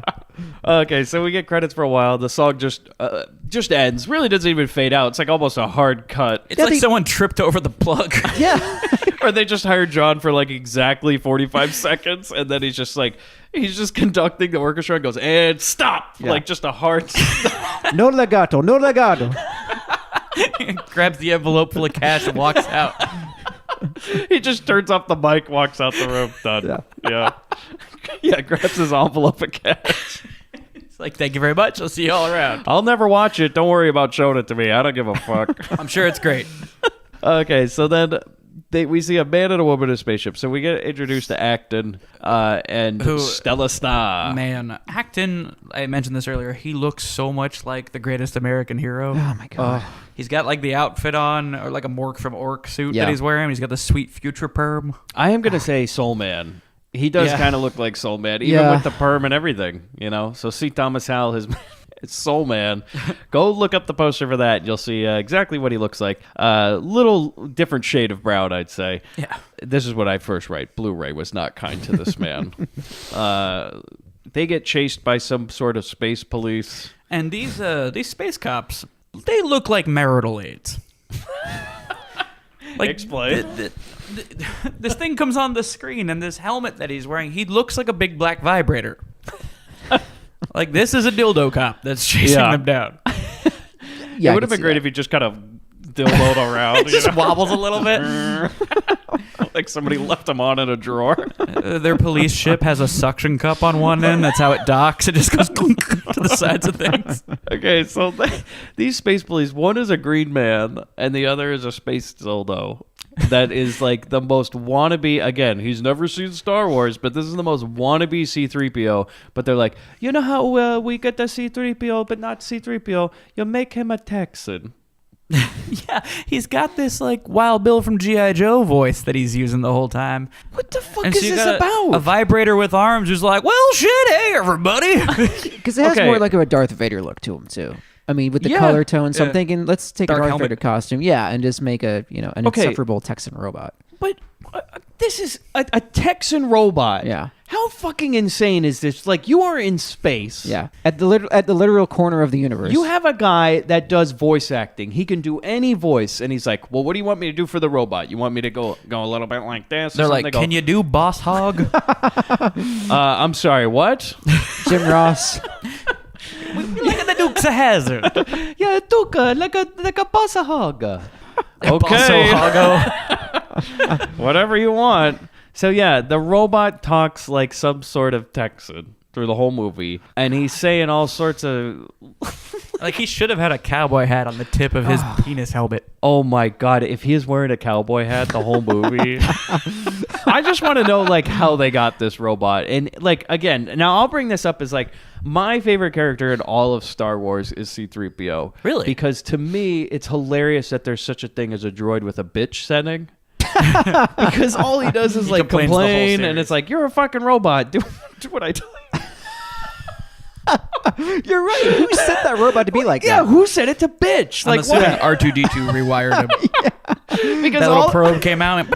Yeah, like- even in the prequels, he was like that. Again, so wait, we learned at one point during those prequels that Anakin made him, right? So Oh, he's like, "Hey, yeah. mom, like." So Jake Lloyd goes, he's like, "Hey, I want to make a bitch robot," and the mom's like, "Yeah, that's great. Nobody's gonna want that." And he's like, it's "No, he'll reflective be- of Anakin's personality Yeah. at the time. And every other time in those prequels. I want to make a robot that's like me, a no, bitch." It's just kind of... I really thought I should make a robot in the series. It's a real bitch. It's a bitch setting. You just got to switch it up, So, but they have apparently the same bitch setting on this robot because all he does is worry the whole time and everything. It's like, shut up, you're a fucking robot. You should not have fear. Who would program a robot with fear, with bitchitude? Like, I just don't get it. See, that's why I liked Alan Tudyk's robot. It's like buying a And- microwave and it like melts back at you when like it's too hot and you're like it burns. I'm like, oh fuck you. Yeah, like, okay, you're going to save the fucking galaxy, and C-3PO is always walking around going like, whoa. It's like, shut the fuck up. We're sneaking around a goddamn starship. Shut the fuck up. Like, we're supposed to be undercover, and this fucker over here, the fucking gold robot's going like, doing a Woody Allen impression around the ship, and you're like, what the fuck is going on? That's another thing. Not only his personality, but the fact that he's gold. Like, we're gonna sneak onto this thing with a prissy gold robot. with the most garish shiny thing you could bring. Okay. Somebody Like, at one point goes like, who's the gay robot? And Like, that is who's some- this belong to? By the way, that is some fucking hubris on the part of George Lucas that Yeah. he made one of the characters in his movie an Oscar. Like, it says, what if we just have an Oscar walking around? Just already put it on my shelf. I'll put the idea in their heads. Well, you brought it up for a second there, and I walked all over it. Sure did, you jerk. The droid thing? from Rogue One. Oh, yeah. is What was more the name like of that droid? Some sort of number. I don't remember. Something. K2SO? K88. I think it was KCUC. Oh boy, you know who's gonna come after us? Right now, and I guarantee you, right now we have listeners who are like tearing up with anger. Oh that yeah, I don't know the name of they are the slamming of Alan Tudyk's droid. Literally, like the keyboard is worn out from hitting the unsubscribe button so hard. Good. So sorry, Grindbin listeners. I think we got near it. Go listen to When your we Weekly said Geeks. that Go black listen- robot. yeah. Yeah, so we have a black robot in this movie, but he's just a Texas bitch. So that's He's a what big he is. big old Texas dildo. Yeah, big old Texas bitch. I refer to him throughout the rest of my notes just as Dildo Cop. Okay. So basically they get away from the cops by going into, quote, hyperspace. It's ludicrous speed. Yeah, and also the other thing is they're like, let's get away, let's go to hyperspace. And I'm like, well, it would probably be helpful if the cops had that technology. Yeah. Because if you could just zoom off and get away from the police. And this is the first time in the film we actually hear the main characters' names said, like 10 minutes in. We don't know who these people are. I don't even know what their motive is, what they're doing. Oh, I don't think you ever will, really. Yeah. The plot is so loose in this movie. Yeah. It's just like, we need to just go to some places and it'll fill in the blanks, you know? Like when they go to hyperspace, are they like using like the old 1960s Doctor Who intro or something? Oh, yeah. It's pretty awful. bad, It's man. awful. It looks like, as Bobby said, like a light bright, like somebody's shaking a light bright in front of the camera. Yeah, or they... You know, like, let's shake it the fast and it get the blur. Well, that where you put your camcorder in front of your TV and, have the camera mode on and do the same effect. Same thing applies. Yeah. So they get out of hyperspace and they get some stupid star thing. They're fine. I guess they made it because they just always yell, "We made it. We made it." Oh, There's a God. whole lot of that going on. Yeah, this movie will do this a lot of times where it's like, we know they made it, but a character will have to tell us, just in case you fell asleep or you were in the bathroom and it's like, wait, did they make it? I just want to make sure that our main characters made it through that space battle. Great. Okay. Every planet they pass, so whenever they are going through space, whatever's in their window, like they're trying to, imp the... They're really trying to steal that view from the Millennium Falcon when you can see. Anything they see looks nothing like where they are in space. No, Nothing no, like it doesn't match up. No. And even every planet they pass, when it's like a shot of it, it looks like one of those like low-res PlayStation games where kind of the popping texture hasn't worked yet. It's like the planet texture is indistinguishable from, I don't know, like Grand Theft Auto 3 loading in like 3,000 miles away. Yeah. It's awful. Okay, so they find a spaceship, right? Yeah. And Stella goes to explore it, and she is wearing the most impractical spacesuit I've ever seen in my life. Oh, yeah. It's like, have you seen the movie Sphere? Yeah. Yeah. It's like if you have the sphere things, like when they're underwater, but if you made it all out of plexiglass and clear. It's like literally just a clear spacesuit. The helmet looks like she got a automatic cat food dispenser stuck on her head. To say the least. It's just so bizarre. And so they find some dehydrated guy. They bring him back to a ship. I guess he's important or something. But then the cops show up. They surround the ship. And then we just cut to, okay, so basically that's where it just ends. Yeah. And like... Much like the theme song. We're going to hear about this guy, right? Like he's some important guy. I mean, this plot device is gone. Yeah. Like, we just threw it the fuck out. A couple things got clipped. They were like, you know what? Let's just start a new movie, huh? Forget the old one. Let's go new. I love movies like this that feel like you're just watching the brainstorm session in real time. Oh my God. It felt Like the writer suddenly goes, no, fuck that. I got a better idea. Listen to that. All right, so here's what we're doing. It felt like they wrote it as they filmed it. Yeah. Yeah. The whole time. Like an Italian guy in Coke, and he's like, and then they find a guy, and then, forget it. No, they don't find the guy. They don't find the guy. They're looking for the guy. They're still looking for the guy. And then, what we're gonna do? We're gonna make a bigger ship. It look like a lot of a waffle iron, like a bunch of waffle irons. Because we got outside to, as I call it, the Count's Waffle House. This thing is designed after a waffle iron he saw in his kitchen, and he's like, I like how it open and close. Can we make a ship like this? It's like, yeah, whatever you say. And this thing is, I don't even get how it's supposed to work with the up and the down. Yeah. And Yeah. it doesn't what have way any is sort this of purpose. practical? How does this make space travel easier? Like, literally, if you just had a waffle iron that could fly through space, you'd be like, it's not aerodynamic. No. It Well, doesn't serve a function. Doesn't need to be in space. Well, in a vacuum, yeah, you don't need aerodynamics, but on re-entry, sure. Yeah, of course. You take off with the wall. I mean, it's So just, are you taking off with it closed or open? I need to know. it's like a big hand, right? Yeah, it definitely is a Catching big all the stop motion fucking hand. catching all the fucking space debris you can. I mean, what is this? It just looks so fucking stupid. And then, so we go to this Count, right? The maniac Count, and he's like, hey, that guy, some guy comes up and goes, hey, Mr. Count, they found a guy, he was passed out, and I think he's important. And he's like, yes, he is. It's very important. And then I gotta talk to my robots with pirate swords. It's so great because he says, come to me, golems. And then we get these these robot Harryhausen skeleton warriors. Yeah, like literally It's Harryhausen awesome. It's with straight a up fucking Harryhausen. cutlass. Yeah, They're just like stop motion amateurs. Yeah. Yeah. It's like it's like an armature they didn't put the rest of the Yeah, thing. exactly. With like a. He's like, what do you mean? This is not done.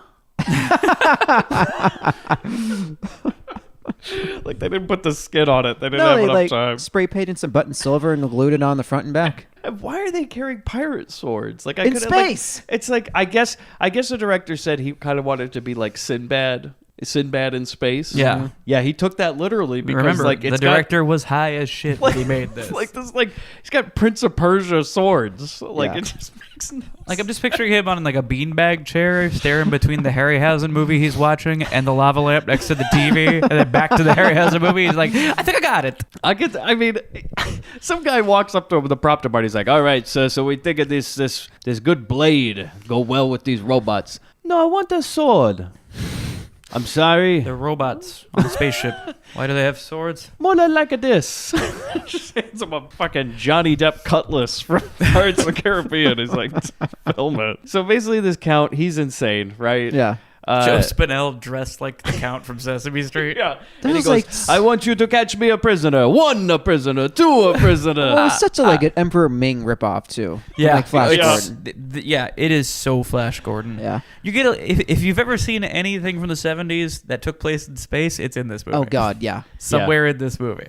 So then we go to court, right? And in this Gallagher court, it's Gallagher court should be a new thing, I think. Absolutely. I think we need to start sending people to Gallagher Court. So this court is insane. Does anybody want to tell me who the judge is?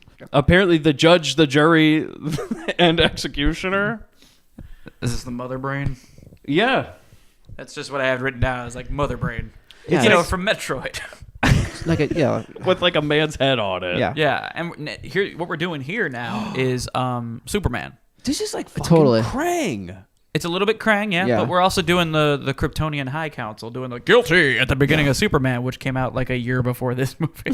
Which is actually the effect I enjoyed the most in this movie. Yeah. I was thoroughly entertained The by Krang it. Yeah. man? Thoroughly entertained. Yeah. It's Pizza like, the Hut. he's some sort of guy. He says Acton and Stella, they're sentenced to long labor prison sentences. Acton gets 200 years or something, but And apparently the he's an immortal. The voice of this mother brain thing sounds like the guy at Disneyland who does the "Remain seated, please."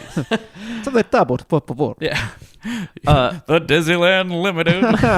What I don't understand is why does Acton get 200 something years and then Stella gets life? It's like That's the patriarchy, man. Yeah. like That's some and the bullshit. woman, you gone. Don't even get into how much each of them was making. Gloria Steinem hadn't reached that part of the universe yet. Space glorious item. Acton's only the navigator. He's making 3 times as much. That's, What the sounds fuck? about right, man. Yeah. Sounds about He's right. like, what's that split? 70, 75, 20? You notice that he doesn't have to dress like Vampirella. Oh God. Okay, so they go to the labor camp, and from what I can see, the labor camp prison is basically you got to take a big glowing ball. Yeah, they're like a throwing Marble radium Madness. into the furnace, Yeah. which means they're putting a beach ball down a hole. Which, to their credit, for if you had any kind of budget, that is creative to make Yeah. people do hard labor. I'll back that. They made a whole Nintendo game Yeah, out I of thought it. it It's was called cool. Marble Madness. Yeah, I liked it. Literally, that's what you're doing is Yeah. carrying a marble and dipping it into a big This tube. looks like a Nickelodeon kids game show. Like, True. how many of these beach balls can you throw down this manhole before the slime falls on you? The Nick Arcade Starcrash level. Yeah. Okay, so then all the prisoners are wearing tatted clothes, except for some reason Stella's in some sort of leather bondage outfit. That's where I got the Yeah. Vampirella thing. She looks like Vampirella. And I love that she complains about being burned while she's wearing Okay. this outfit. So. Yeah. She's like, the first thing we get is her complaint. She goes, I've been doing this for 12 hours. It's like, Stella, you're going to do this for the rest of your life. You might as well just throw yourself down the tube now. Yeah. I mean, if you definitely. can't handle the 12 hours, like, she also goes, she's like, it's like we're slaves or something. It's Were like- you not paying attention, Stella? You know when we went to Gallagher Court and the mother brain told us that you had to spend your life doing hard labor? I didn't think he meant it. Yeah. She's like, hard labor. It's not my style. What am I going to do with this leather onesie? I Yeah, she's a real C-3PO. Okay, but I love this, right? So she goes up to these people. She's going to start a little revolution, right? She's kind of doing her like Bernie thing around the prison. She's like, you know what? It's all about the rich, okay? And we're going to get together. We're going to revolt. We're going to make Space College free. We're gonna take back the galaxy. Everyone around it. We're going to make it fair. So they got to work too, okay? So what I want you to do is, old lady, you look like you got a lot of years on you. Take this gun and shoot that guy. And that's basically what happens. She blasts a fucking hole in this guy. She tells the old lady and the old man, why don't you guys like shoot people and I'll just slink into this corner and see if you do it right. Brilliant. And then both of them get shot dead by laser guns. She takes a gun and just sneaks out of the this prison. thing escalates real quick. She sneaks out of where? The fucking prison exit door? Yeah. Well, she's dodging them. It's stupid because these lasers are like these lasers give like the magic bullet credence because wherever you aim it, it's like going a completely different direction out of the barrel. Yeah. It's going like diagonal, sideways, like. It's also the slowest moving laser I've ever seen. It's like, pew! Well, it's like when you wake up in the morning and trying to pee. It's just like all over. Exactly. She gets out of the exit door, right? And she runs around in like a field. Like all of a sudden she's in like some sort of cornfield. Because Luigi is like, no. Now she's in a field. Yeah, she's in a field. She's running around some sort of field planet, and then a ship comes down and picks her up, and she gets on it, and it's the two space cops. Yep. And they go, hey, good thing you didn't need to break out of prison because we were coming to pick you up. And I'm Seriously. like, wait a second, hold on. So Yeah. just like 10 people died for no reason, Right, yeah. including those two old people you sold Absolutely. the Bernie thing on? She jumped the gun. She jumped the slow laser. She made two people Bernie bros and just fucking left them high and dry. Isn't that just how it goes, man? That is how it goes. The guy who isn't Dildo Cop looks like 60s Mr. Freeze from the Adam West series. Yeah, the Green Man guy. Yeah. Yeah, he is... Like, he looks... I put, like, Roger Lodge's grandpa or something from Doug. Yeah. Ain't Oh no God, funny. I thought he was like a seasick Howie Mandel. That's Howie Mandel if he touches somebody. If someone shakes his hand, he turns into that. Yeah. Okay, so basically they're like, hey, that's kind of convenient. You're already outside. I guess we don't need to get you in. Don't worry about those dead prison guards because we're the cops. Well, Debbie. Well, she pulled like a total Debbie Wasserman Schultz on everybody. It just kinda, Yeah.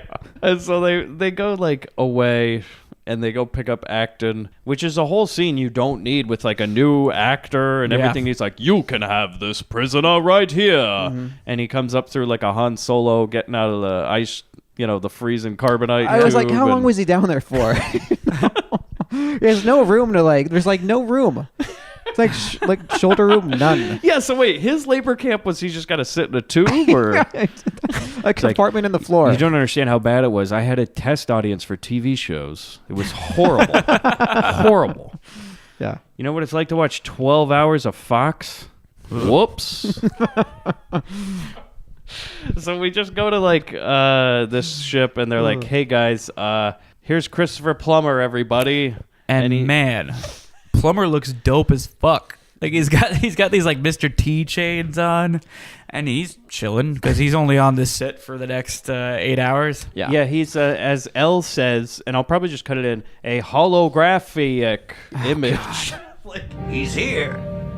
There is his holographic image. He could not pronounce that word. Definitely slightly. Because when they first show him appearing, it's like, is this camera out of focus? Are we like looking? Is there a Christopher malfunction? Plummer's just looking at it. Yeah. No, the eye lines aren't there. He's like, Yeah. hello?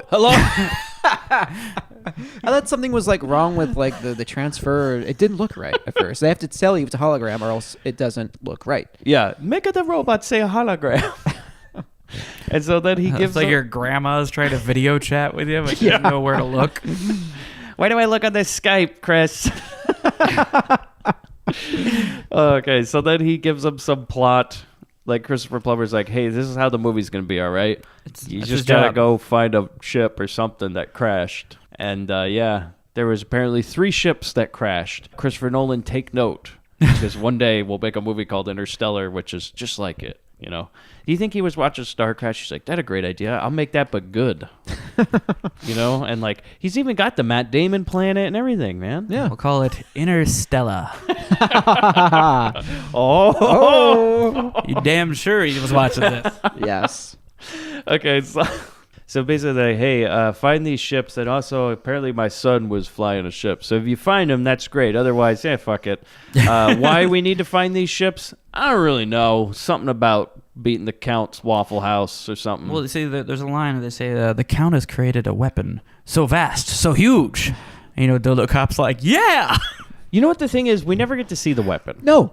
We just know he has Unless one, and it's big. Is the Waffle House like? I just think of this. What if the fucking weapon is that waffle ship just goes around a planet and waffles it? Oh, Like just the big hand just Yes. grips a planet and squeezes Yes, it makes it into a waffle. That's amazing. it. That sounds amazing. I'd love that. Okay, so His planet is the George Foreman grill, eat George Foreman's a planet. and the juice just runs out into space. Yeah. I love it. From like the fuel area, like syrup comes out and just kind of drizzled it around. Yeah. Can you picture like when the Death Star blew up Alderaan, but instead it's just a big George Foreman grill? It just goes around the planet. Just see this big waffle thing coming down on him. For like, however long it would take for a giant waffle iron to crush a planet. It seems like it would take a while. His voice is Because I would be spraying spraying myself. Silent. Yeah, I'd spray myself with like pan oil to make sure I didn't stick. Non-stick. Chris is running into the grocery store getting as much Pam as he can. I'm gonna make it through this. He'll just slip out into space. Yeah, basically. Because as we learned from this movie, if you just breaststroke into space, apparently you can move in a vacuum. Yeah. So I guess in Italy they didn't know we landed on the moon already. we've been into space. News travels slow to Italy. They're still getting their space program up and running, Chris. They're gonna get to the moon one day. All right. I think that's what the Tower of Pisa was for. They're just kind of building it as high as they can. That was their tower to space. Oh, it fell over. I guess we're done, huh? Whoops. $3 billion later. Not for us, right? You win some, you lose some. That's what the guy with the Tower of Pisa did. He built it and tipped over, and he's like, "Yeah, fuck it, not for me, right? Yeah. Started making the little Who models. am I, right? Making a building. What am I doing here?" That was dumb. The people pay for it. They're like, "What is it? It's all on the side." Yeah, I'm sorry. I don't know what I'm doing No, here. it's Sorry. because your leg is one shorter than the other. That is why. Just to turn the head a little. Cock the head a bit. So, okay, they're planning for their trip, right? Which is basically playing a game of electronic battleship. Yeah. Yeah. Because you can see the little toys. It's Acton's move. So this is when we get, like, Acton likes to just, I guess, play with his lasers. Yeah. Right? Oh, God, Because yeah. he plays with his laser lights all the time. Anything in this film pisses me off because the effects are so low, yet they flaunt it like, hey, look at this, look at our budget, look at our effects team is so good. It's like ILM, it is not.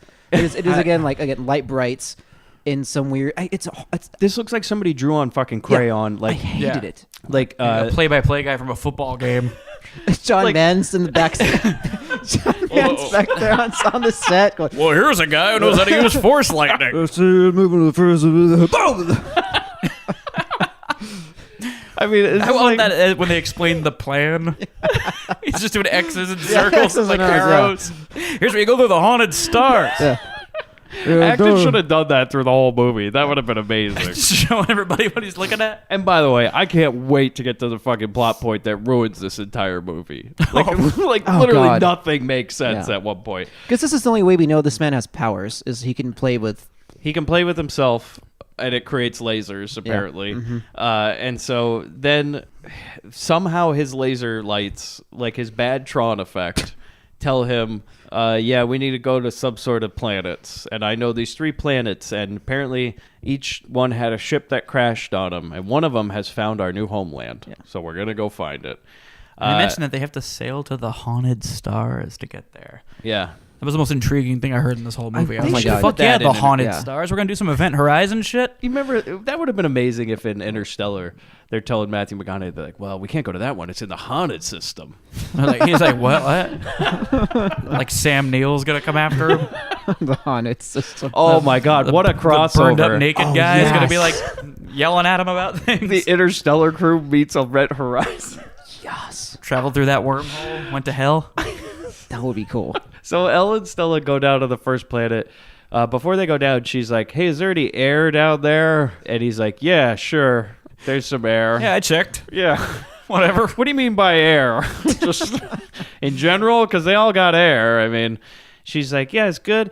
What I said, though, she doesn't seem concerned with the weather because she's wearing that leather bondage outfit, which is basically like Mia Jovovich in Fifth Element, running around with basically duct tape over her. Like Barbarella wore more. Like, at one point, she'd just be like, is it chilly? Should I bring a jacket or something? No, you'll be fine. Can I get like a spacesuit or something?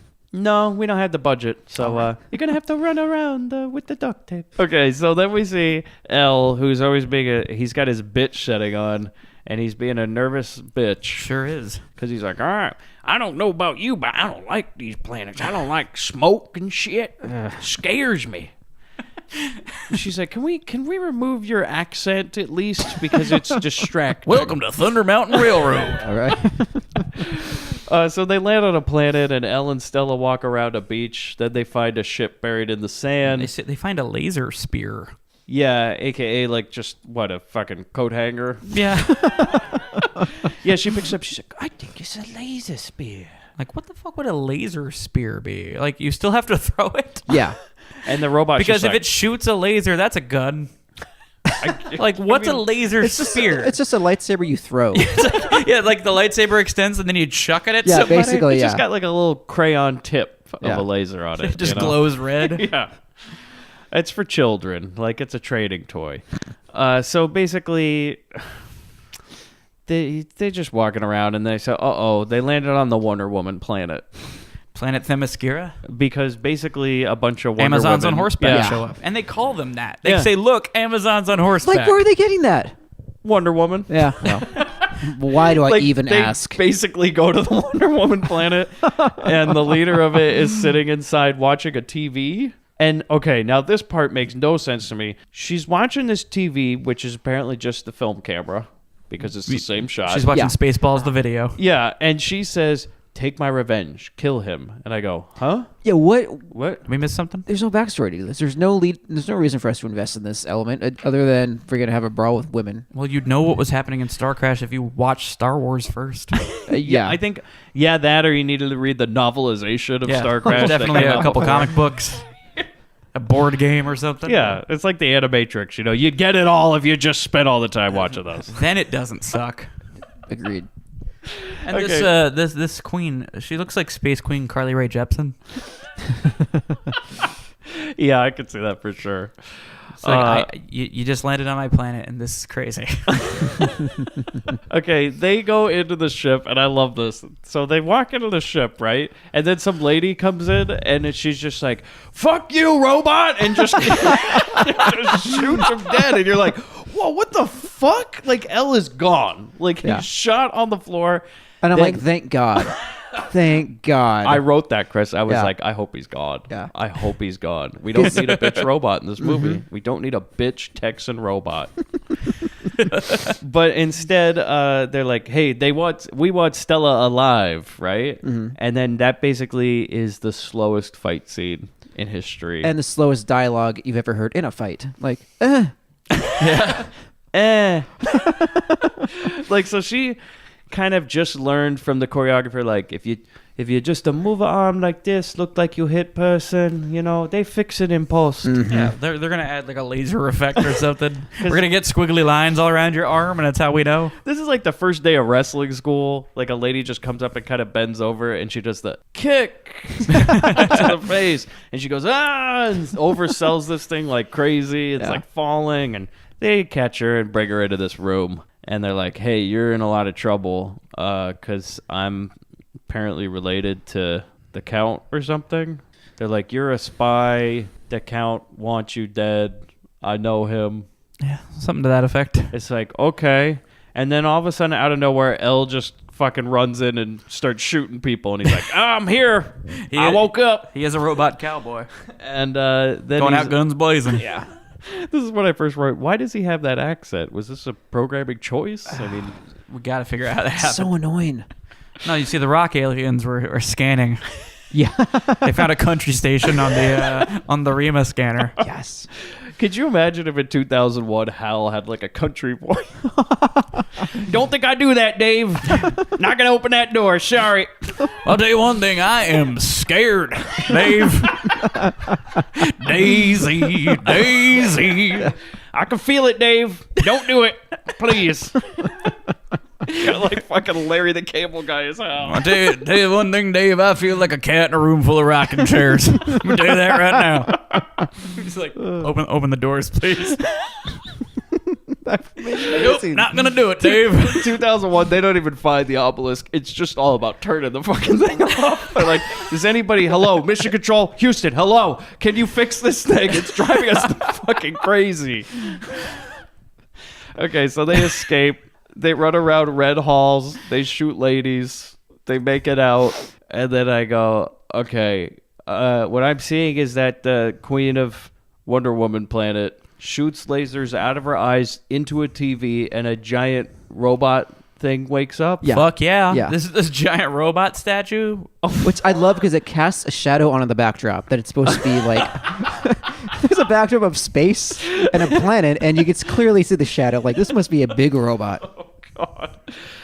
It also moves, I would say, conservatively 1 mile an hour. Yeah. So they're like, we gotta run, and it's like, don't, you can walk. Yeah. Because it's just like, yep. And so they just run, and then it throws a knife, and it just lands. Then the ship comes down, shoots it. Yeah, this terribly green screen spaceship shows up and just shoots this robot giant. And it dies the slowest death I think I've ever seen. Yeah. It just As takes long as its time. As long as we're talking about these robot characters that have unnecessary additional things added to them, like swords, why does this giant robot have nipples? I didn't notice that. It need to be Really? accurate. Joel Silver watched this, or what's his name? Joel Schumacher watched this at one Yeah. point, and he was like, that's what Batman needs. Batman needs to lactate. There was a whole plan for that scene. Yeah. It got cut. Yeah. Alicia Silverstone did not like She it. was going to walk into a scene, and Robin was on one of the nips. Robin was nursing Batman. Yeah. String up Robin, you're the weakest. And Alicia Silverstone just walks into the room. She goes, oh, I'll come back another time. I'm sorry. Uncle Alfred. Oh, that's just Dick. I bet it is. Okay, so this robot falls down so slow. The nip robot. Why even need a knife at this point? It's a giant fucking robot. Step on honestly. something. So, everything's got lasers except for the robots. You realize that everything has a fucking laser. Everything's except lasers. for The robots. The robots are all bringing knives to a gunfight. I know. Like they couldn't get. They can figure out the technology for a laser gun and a full functioning robot, but they can't combine the two. They can't get the laser into the robot Because somehow. it's dangerous to cross that line, Mike. It's They're like, dangerous to cross that Well, line. you can't give a robot a laser. I mean, what are we, crazy? this Sword point- only. That's the law. Yes. Swords only. I fully expect Joe Spinell's George Foreman to pull out a knife Yeah. at some point. Like that hand is gonna close around a giant knife, and it's gonna come stab a planet. Yeah, that's the Doom machine. It's just the waffle iron gets a knife. And it just floats around space. So they float out in the middle of space, grab a big knife, and then go stab a planet, as you say, and just get that juicy seta. I would watch the shit out of that movie. And If they just did like a interplanetary slasher movie. This like giant, this planet-killing knife maniac. See, we haven't gotten to robot suffrage. We got to work up to the laser guns. Yeah. That's right. Robot rights. Yeah. The legislation's coming, you know? I think the Count would be on board, you know? It would have saved him a lot of trouble in this movie if those robots just had fucking lasers. Like, people shoot lasers from their fucking eyeballs, and the robots can only have a cutlass. Okay, so then they're back in space, right? And then they're chased by fighters. And I write in my notes, I'm like, why did we even go to this planet? Yeah, why are they there? Why did they Because stop? They saw the ship, but they didn't do shit. They Yeah. didn't go in it. They didn't even look at it. They were just like, hey, there's that thing, right? What's that? Wait, what's that? What that Christopher Plummer guy tell us we were supposed to do? To be honest, truth told, I wasn't paying any attention. I mean, I thought we were just supposed to go here, and then it would kind of reveal itself. Like Atlantis would come out of the ocean or something. I don't know. Instead, we just got Amazons. Yeah. We I have no fucking clue. Well, I'm plumb out of ideas. Did not compute. Am I right? Okay, so like literally nothing happened. Nothing. like people die. Yeah. There's a giant action figure that fell down in the sand. Oh, needless deaths happen for no reason from these people. They have a star fight. Yeah, people sure. die. And 209 falls down the stairs. They won though, and how do I know they won? Well, because the Green Man says, "All right, we've won. We did it." All right, we've won. We did it. I was in the bathroom. Did they make it? Some guy running back on the theater like, oh my god, I don't want to miss. Oh, they made it. It's good. Okay, We're good. We're good. All right. I can go wipe now. Run back. You kind of shimmies back. You know, there's some guy It's like running. Linda Blair at her heels. Some guy running back to the theater with his pants at his ankles. Did they make it? Which, 42nd Street in the 70s, that was happening every single movie. There was a guy running around that theater with his pants down. We call that the Paul Rubens. How's the Reuben here? I went to a show once in Southgate, and it was a punk show, right? Oh, okay. No. Yeah. That was a real awkward night. They were like, "You gotta go, sir." Gallagher was like, security. I went into the bathroom and I opened the stall. There was a guy on the seat doing heroin. I was like, "Guess I'll come back." Wow. Whoops, wrong stall. I thought you were going to proceed to just sit down on him and just do your business on him. Yeah, I had a piece of maybe. Can you scoot a little? You don't really need it, you know. Just half cheek it, guy. So we go to we're planning a trip to a new planet now, right? And Acton, he's like, "Hey Stella, just so you know, this planet's really cold, okay?" And to their credit, this is before Empire Strikes Back. Okay. Oh. I'll give him that. That's the one thing we'll give Starcrash is they went to Hoth first. That would be a good idea, like a whole planet that's ice. Oh God, do you think Lucas was watching? Oh my God. He was watching Starcrash. He's like, "Hey, that's not bad." Do you think we can get a big robot with nips? Like maybe C-3PO has a girlfriend, or I'm just spitballing here, guys. Yeah, she ended up in Spaceballs. Okay, so basically this is the excuse is like, we got to cover up, boys. So turn off the movie. No more enjoyment for you. Hard, then soft. So Hard then cold. Yeah. however, her warm outfit is basically just like yoga pants. Like that's how she's going to walk around on this planet that is described to us as, this planet is so fucking cold, it'll freeze you into a fucking icicle within minutes. And she goes, I better put on the juicy pants. Yeah, the yoga pants and a little bit of a vest, not a full jacket. You'll probably be fine. Well, it's warmer than what she had before. Yeah. So she puts on some warmer clothes. They walk around this ice planet. We basically just go to a bunch of dead guys in the snow in the crash ship. It's like alive.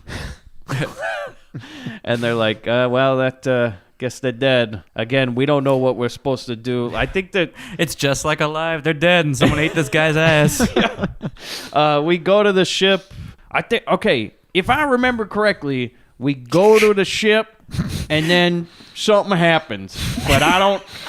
is this the right one? Because I don't know. I don't know what's supposed to happen. Dad, Stella, go. did you listen? I turn up to page 5 on the script. I mean, like, they just walk up, they go like, nope. Okay, what are we looking for? Them Duke boys got away again. And then they go back to the ship, right? When we cut back to the ship. This is where Acton's dicking around with his electricity Yeah. powers again. He's basically Jubilee from the X-Men. Yeah, He he's just playing has with colored himself. electricity that comes out of his hands. He's playing with himself, and then he's talking to this giant plastic brain, which I've just realized. So the computer in this spaceship It's is literally a giant brain, like a Double Dare prop. Like he's gonna find a flag in the folds of that brain, and then he wins. Totally, like there's gonna be like orange marshmallow all over his arm, like and like, Mark oh, Summers God. like, "Don't get any on me." You know? He walks by the giant brain. There's a giant nose in the wall. Yes, he reaches in there. He's gonna dig up in there. And Double Dare, that was always the fucking worst one, the giant nose. Really, you didn't like that? Because they never get the goddamn thing, and they're always just like, just fucking pull it out. Pick that nose. I used to sit there and watch Double Dare so pissed. I was like, if it was only me, man. Oh, did you Angrily ever- armchair quarterbacking Double Dare. Did your parents take you to Double Dare Live? I did go to Double So Dare did I. Live, Yeah. and I Never didn't did to fucking see get it. on stage. It was like, I never got to see that. I did a Oh, it group. was great. I did a group cosplay of Double Dare contestants for a thing once. That's That pretty was cool. fun. Yeah. We had the red flags and all that shit. But Yeah. didn't get covered in slime or anything. Dude. I had a roommate once that was on Wild and Crazy Kids. Wow. On one of the best episodes, that one where they had to chew all that fucking gum and like fill up a whole room Man, I with literally chewed gum and remember. everything. What? I only remember like the opening of Wild and Crazy Okay. Kids, where they're all like hanging out in the field, looking up at a camera. I kind of remember that. It That's came all up- I got. And you know, like the music doing the whoa whoa whoa Wild and Crazy Kids. That's all I go. I don't remember the show at all. It came up once, and I was like, "You were on Wild and Crazy Kids?" He was like, "Yeah." And I'm all, "I mean, what was that like? Was it great and everything?" He's like, "No, it sucked." Right. I was like, "Well, you suck," because it would have been my dream as a kid to be on that You're show. dead to me. What was the show that would be the one if you got to go back and do one of them? Oh, wow. Oh, Double Dare for sure. Double Dare. You're a Double Dare yeah. guy. You didn't want to do like Guts or anything like that. Oh God! You know what? If you Yeah. ever want to see the funniest fucking video alive, watch the worst contestant ever. Is that the guy that swims in a my circle? God. So it's a guy on the kayak one, and he can't get even out of the gate. And you got to hear Michael Malley going, "He's going for he's still there. He's trying. He's Trying to keep that energy going. give him a push, Mo." He's just like going like this. God. If you watch it, he fails every single event. Like you wouldn't fucking believe it. Like the one where you're supposed to jump and like get the thing, he just jumps in place the whole time. He's still there. It'd be like watching an American Ninja Warrior and the guy eats it on the first thing. Like, oh shit! Just like he's on Wipeout. After training for like months to do that. Oh, you'd be, oh my Somebody God. does that. You Oh, know yeah. people do that all the time. They don't. Yeah. It's not like American Idol. They're not just gonna show you people fucking banana peeling down the thing. You know, like, but you know, there's some dude who like rolls an peeling. ankle this second it starts. He's just an on ankle. the ground. Rolling on a second. Jesus. He just face plants into the water, into the pool. Yeah, some guy tears his Achilles right out of the gate. His family's right there watching. Oh, and they're wearing the so t-shirts. proud. We're proud of you anyway, Doug. T-shirt with his face on it, with the same look of excruciating pain as he has. Right You know, then and you're a there. winner to us. As he's getting stretchered out of there. Yeah, that's what the wife say. The kids are pissed. So they're just like, "You suck, Dad." You've been absent for months training, and this is all you do. And the wife is pissed because they've got that monstrosity in the backyard that he built to train for 6 Built months. his own course. Tears his Achilles. Oh, I shouldn't be laughing at that. I have torn my Achilles. Oh, That God. sucks. Yeah, but not on TV. So You know, that's the thing. Yeah, you could be on Legends of the Hidden Temple. yeah, not bad. Hidden That's Temple not would be bad. great. Remember What Would You Do? That was a fucking weird show. I was gonna mention You sit in a that too. dentist chair, get pies thrown Yeah, at you. or, do you remember when they upgraded to like, or you could pick the pie coaster, where you yeah. like Oh, ride on yeah. a fucking roller Yeah. coaster through a pie. It's like they're stretching, man. I Yeah. think they're running out of ways for people to get hit by a pie. How about, hey guys, how about we have like a big roller coaster, right? Like a fucking Space Mountain, but at the end of it, instead of like lights, they get hit by a pie, like a big pie. What was with that show? Like, honestly, was it just some dude's pie fetish? Seriously. Was Mark Summers Well, it was just like, supposed to you be know called- what? The original title was apparently Pie Fetish, Bobby. Oh, God. But they thought that didn't translate for kids. See, you know? I was a little fat kid, so I just wanted to play that arcade thing. Oh, You I know, thought- like, Oh, yeah. that competitive arcade gaming. Oh, Nick Yeah. Arcade, man. Yeah. When you go in the game, and the kids all look confused as to like, where am I supposed to touch? Oh, yeah, because the green screen, they're just kind of flailing around. But Double Dare, because like I was pretty good at trivia, and I already dreamed of like diving into a giant stack of pancakes. Yeah, and you're like, I'm ready to go. I'm like, I've been training my whole life for this. can I eat? Are the pancakes edible, Mark? No, kid. 100-pound 5-year-old Bobby was just like, oh man, look at that giant sundae. I'd just dive in and they'd never find me. Yes. Like, I hope he finds the flag. He just comes out with a spoon. It's like, this isn't real. What do you think they made? What do you think they made that stuff out of? The food? I don't know. Was it Shaving chocolate syrup cream? was definitely probably oil. like Crisco? Oil. So it wouldn't melt. Like used oil from a car. They went to Pet Boys That's the thing, and they're just not allowed scraped to. the They all pans. had NDAs. They were the kids who went on that show aren't allowed Yeah. to talk about it to this day. Yeah, they all have cancer. Yeah. It's like, oh, the sundae was made out of used motor oil and caulk. Like, ugh. Okay, so in this movie, Oh shit, we're reviewing a movie. okay, basically what happens is that the Green Man hits Acton over the head with a pipe, Yeah, we get a Lex Luthor heel turn. and he's just like, now I'm a bad guy, and I'm going to work for the Count. Which Okay. means that Luigi was like, No, fuck it. The bald guy? You know, he's not doing anything? He's a bad guy now. Yeah, he's a bad guy now. What a surprise. Which makes me go, wait, these people were in prison. Just leave them there? Yeah, like, why why bust them out? Like, you already got what you wanted. They're gone. Why bust them out and go look for this thing? Right. There's no reason for that. Okay, so that makes no sense. Thank you very much. Bobby, start the van. No, I'm just kidding. All right, so then the brain computer's like, hey, the ship doesn't work. And he's like, well, I guess I'm going to fix it. And he starts pulling out computer chips and everything and, like, trying to shoot his own laser at it. And then all of a sudden, Stella and Elle come back to the ship. And they're like, hey, let us up. And he goes, no, because now I'm a bad guy. And the Count offered me a great position as the Prince of Darkness. So he's basically Cypher from The Matrix. Oh, yeah, huh? He's just like, why would I say no to this? This is so much better than being one of the good guys. Yeah, he's eating a steak, you know. I mean, what would you want to do? Eat gruel for the rest of your life in like some dingy ship, or live, you know? And just like The normal Matrix, life. he's the lame bald guy on the ship. That's true. I'm just saying. If only Joey Pants was green, you know? The Wachowskis clearly ripped this off. Okay, so then we're back in the snow, and this makes no sense. It's Stella the robot, so Elle's like, okay, I got an idea. Let's just line the snow, make some snow angels. I'll hold your hand. When he said where he goes, all right, now lay back down in the snow, I was like, if this fucking robot lays on top of her, like, I was like, oh my God. Keep her warm. He's going to turn straight up into Burt Reynolds from Striptease. Okay, now what I'm going to do, lay on top of you, all right? And our warmth together will survive you. She's like, nah, I'm good. I'm just going to lay over here and wait for death. Yeah, can we just hold hands instead? Now, I do like that they pretty much give up immediately. They just lay down in the snow. I must put this thermometer inside of you. Yeah, just a thermometer. Interstellar. Interstellar. Yeah, Interstellar. Good. I'm not proud. So then they like exchange some pleasantries. She's like, hey, you know what, Elle? You're like my best friend. And he's like, you know what, Stella? I really like you too. We make a good team, don't we? We used to hate each other. I used to follow you all around the galaxy. You're doing an amazing George W. Bush right now, by the way. It's amazing. Well, he was the robot. I used to follow your ass all the way around the galaxy. Now we're good friends. You can't shoot the shooter. And then she's like, all right, well, let's just die now. Thank you very much. And then they just both lay down and close their eyes. And they're like, just wait for death. Immediately accept it. Just going to die. That's how a live should have ended. Well, you know, Chris, if I could just go to an ice planet one day and just lie down and wait for it, I'm on board. There have been so many days where I wished for that.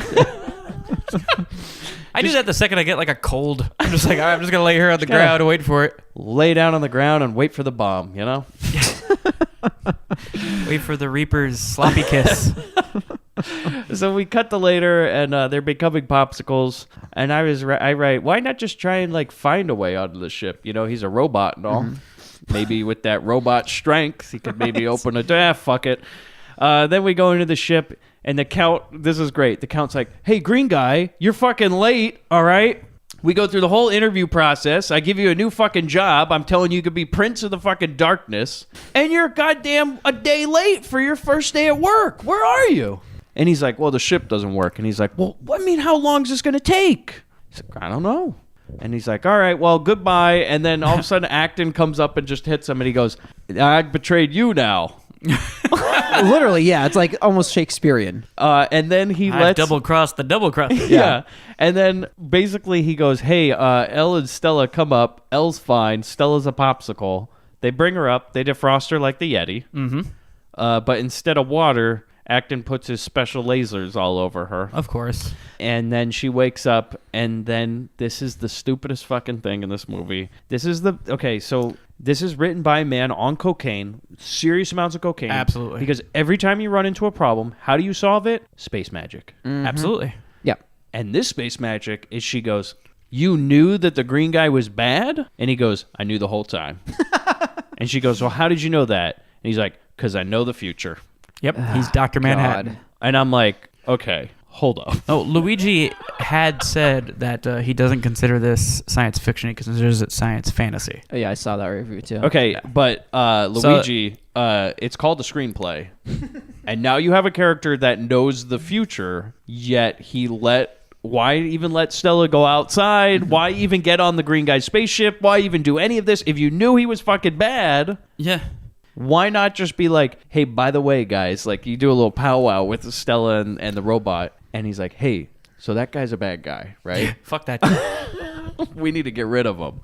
Otherwise, you're going to turn into a popsicle, and I'm going to have to put my lasers all over you. Does that sound okay? Just let it happen.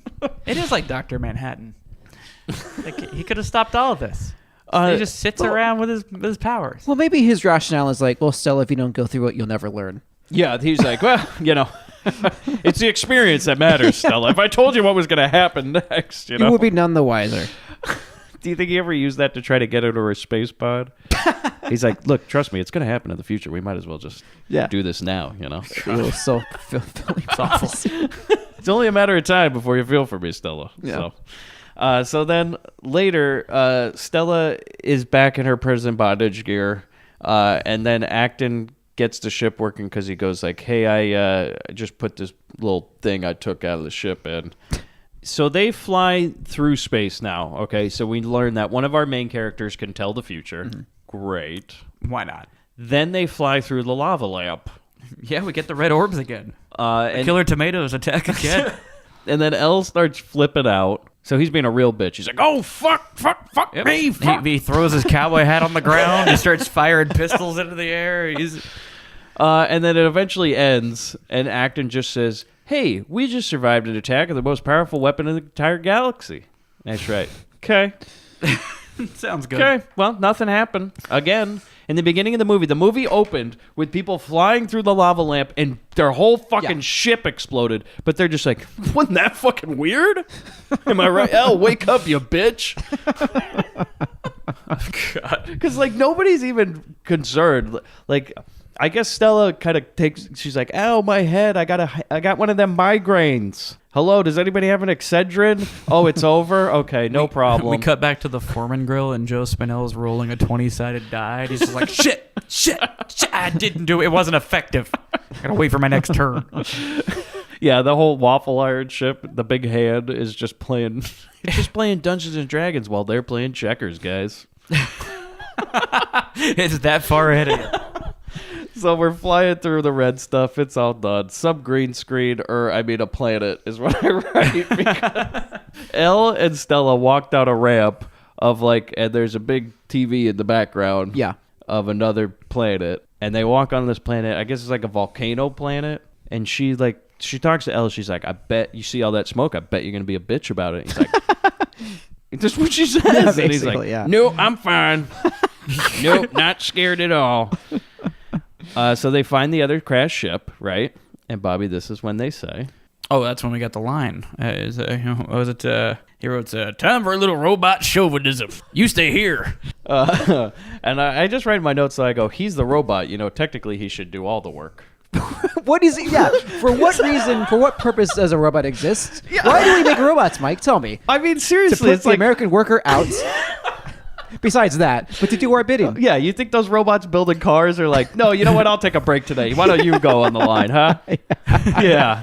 Yeah, there's the little armature has a little cigarette in it. And it presses into the robot lips. Like, I've been into a McDonald's where they had a literal touch screen that you could order on. I remember that. Well, I remember, I walk up to it, I click Big Mac, it goes, you know what? I'm tired. Maybe you just go up to the counter, huh? Talk to a person, huh? Have a little robot chauvinism today, huh? So he's like, yeah, I'll do it. I would have loved it if she was muttering the whole time, like, she better fucking do it. I'm not fucking doing that anyways. So then Elle goes to the ship, and then all of a sudden, Murray Langston's friends attack, because it's just a bunch of caveman homeless people. As long as we're on this ripping off everything, we're doing Hills Have Eyes. Oh, yeah. Totally. Another popular the movie Hills have shopping carts, totally. huh? And that's really the first thing I thought. I was like, we're out in the hills that have eyes, and these mutants come out and start swinging their clubs around. Yeah. And they beat the holy hell out of Dildo Cop. Yeah, he's done. He is disassembled. Yeah. He's Johnny Five's worst nightmare. So then basically, and it's funny, for it being a robot, it's kind of hard to watch. Yeah, because Like it's fucking brutal for a robot being taken Fire, apart. It's like burden. Yeah, and he's like, he's reacting like a human being's getting pulled apart. This is no. like I was expecting them to do like the bone tomahawk. They're gonna turn him upside down and start hammering him in the nuts until he splits in two. Spoiler alert. Stella's just in the background. She's like, "Do you really have to skull fuck him? I mean, come on, he's had enough." She's looking over at the director. She's like, Luigi? He's like, no, that's what happened. The homeless guy's like, God. That was an actor choice, Mike. So then they bring Stella back to their homeless camp. They're like, we're going to hang you upside down near a fire. Not in it, just kind of close to it. And then they're just kind of having a good homeless time. They're just hanging out, Splitting playing a their can of harmonicas. beans. Yeah. They hang her Space upside down. beans. Is she wearing a garment bag when they do this? Because it looks like she's some kind of thing over her. Yeah, she went to the dry cleaner. That's how they do the marinade. She's like, am I supposed to wear this? And so then, just homeless dudes hanging out. One tries to knife her, and then this fish man appears. Yeah, this like fish man with laser eyes, because why the fuck not? We're just making it up as we go. Yeah, and then he just saves Stella. They walk 10 feet away. So literally, he's like, all right, I saved you from those homeless people. Let's get out of here. They walk 10 feet away, and he goes, I'm tired. Let's just sit down, eh? Sounds about right. Yeah. And then takes off his head. She says, who are you? And he pulls off his mask. And it's goddamn David Hasselhoff. And you just hear that music. This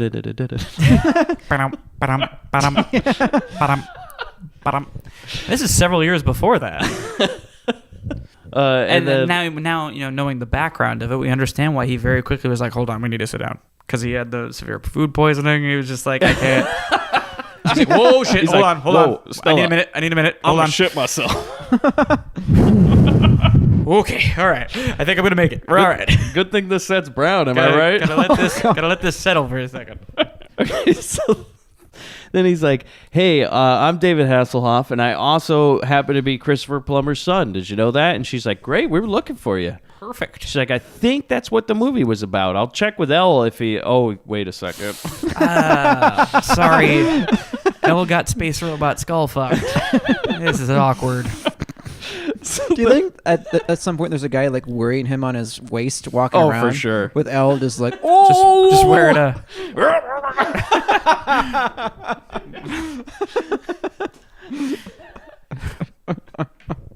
Like, eventually when they put him back together, him and Stella, they're going to have a long time where he's like, Stella, can you hold me for a while? I need to talk this one out. He's just like, she just keeps going, Elle, and he's like, I don't want to talk about it. all I got to say is you owe me. yeah, you can't watch another person eat another banana again. Do you have to do that here? It's obscene. Okay, so we go to later, and Stella and Hoff make their escape through homeless cave. But then some homeless guys come out, and they're like, hey, give us some change. This and is that gang from the Bronx Warriors, right? Yeah. Yeah, the homeless guy. The one that wears the burlap sack. That's how you beat them in Bronx Warriors. You should have just thrown change at them, and they would have just scattered. That's... Yeah, didn't you tell me some guy once tried to bring a fucking stand-up, like, remember how, like, you go to some old-timey thing and somebody will have one of those bass on a string with a wash tub? Yeah. Did you say some guy tried to bring a wash tub on an airplane? Yeah, he did. Wow. That's his carry-on? Carry-on? Do I have to put this up in the overhead? Why don't you pull that thing out and play us a tune? And you're just, no. Really don't. Don't do it. Yeah. So you told me he tried to bring a fucking wash tub carry-on. Mm-hmm. I don't know what the outcome was, but I imagine they're like, yeah, sure, sir, we'll put that in the luggage compartment, and then sure just some lady just fucking chucked it down. She just went over to the Dunkin' Donuts. She's like, you need this or wash tub in a fucking airplane. It doubles as my bath. Someone scrub my back for me. You gotta be in the fetal position. Taking a fucking bath in the aisle. Taking a dust bowl bath. Somebody working for Delta's like, oh god, it's a living scrub.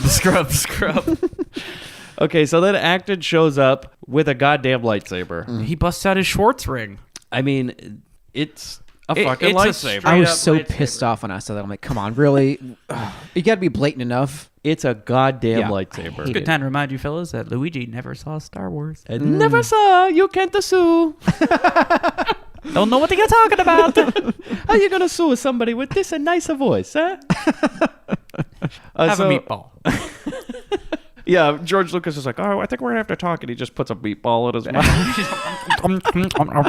mouth. Play on, we're okay. So Acton just shows up and says, hey guys, we don't need to go to any more planets because this is the planet we need to be on. And Stella's like, wait, how do we know that? And he's like, I don't know, because that's what it told me in the script. I'm supposed to say this. Just roll with it. He's like, Right, yeah, I was like, wow, what is here? Why do you know we're supposed to be? I don't get why. and then Hoff's just sitting there like, oh man, I feel like a real dummy. Yeah. Because I've been here the whole fucking time. What's his investment in this? And then they just walk immediately through Hobo's cave into like master control. 'Cause Yeah. they're like all of a sudden they get into an elevator and they go underground. And I'm writing in my notes, I'm like, why don't the homeless people live in there? I mean, like it's like nice. It's got a fucking air conditioning. You know, it might even have a kitchen, a bathroom. I bet Also, Facilities. Those space cops probably don't let him in there. No, it's like a Fiddler's Green situation. do you think Hoff at one point is like, hold on, guys, I need to use the restroom, and they're all having to sit out there wait for him to be done? Oh, he definitely said that. Oh, that's your first mistake, Hoff. So they go down this big elevator, right? Yeah. Hoff feels like a real dummy because he's running around this planet, had no idea that there was like a whole goddamn fucking computer brain in the middle of it. Man, when he gets back to his car, he's gonna have a couple words for not warning him about that. Then they basically go into this room and Acton's like, hey, a bunch of plot is in here. So if we just kind of do something, like the movie will finish. It's like, if I press this button, I think the movie will be done. And they're like, okay, I mean, that sounds good to us. We don't know really what the fuck we're doing, what any of this does. There's a bunch of like little lights flashing everywhere and stuff. And then all of a sudden the Count shows up and he's like, you fell into my trap. Yeah, how did he know they were going to go there? I don't know. Maybe he also knows the future, but then you're like, why the fuck would you go down there, Acton? If you knew the goddamn fucking Count was going to show up. Don't you know the future? Wouldn't he be like, wait, hold on, guys. Let's just wait by this elevator because the fucking Count's going to come down here and we'll get him. No, I can't tell anybody the future, you know.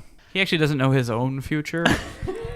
He only knew that guy's future. Yeah, like his superpowers, he can only see the Green Man's future. Yeah. He just knows what that guy's gonna do next.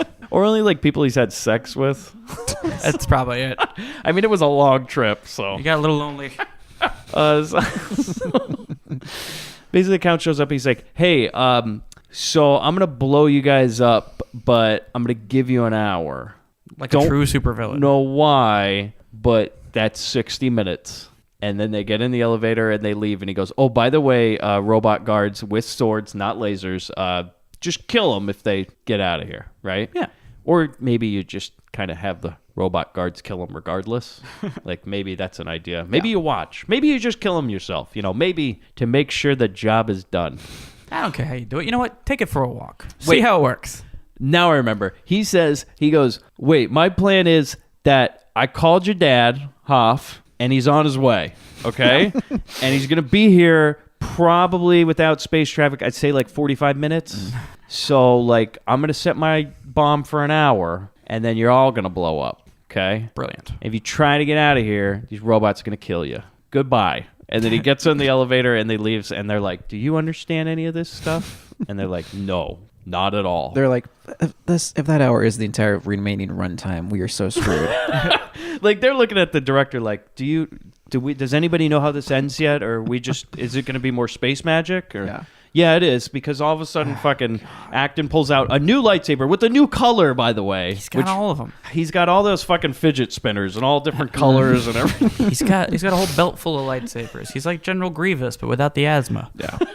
And so then he fights the... Remember when George Lucas had a droid with a respiratory problem? Oh, yeah. Again, oh, man. Why fucking program that into it? Like, I mean, we're kind of forced to address a lot of Star Wars stuff in this episode. Oh, Can we talk about that for a second? Yes. Like, What a fucking letdown. Like, you know, like all through the prequel. I mean, everyone thinks prequel trilogies are a letdown, but the villains, like they show you the picture of Darth Maul. You're like, fuck yeah, that's the Vader of this trilogy. Totally. And then they just take his ass out immediately. And then you're like, all right. And then Christopher Lee, oh, that's cool. Count Dooku, all right, whatever. He didn't really do much. Talking to tennis balls. But, you know, he's Christopher Lee. That's cool.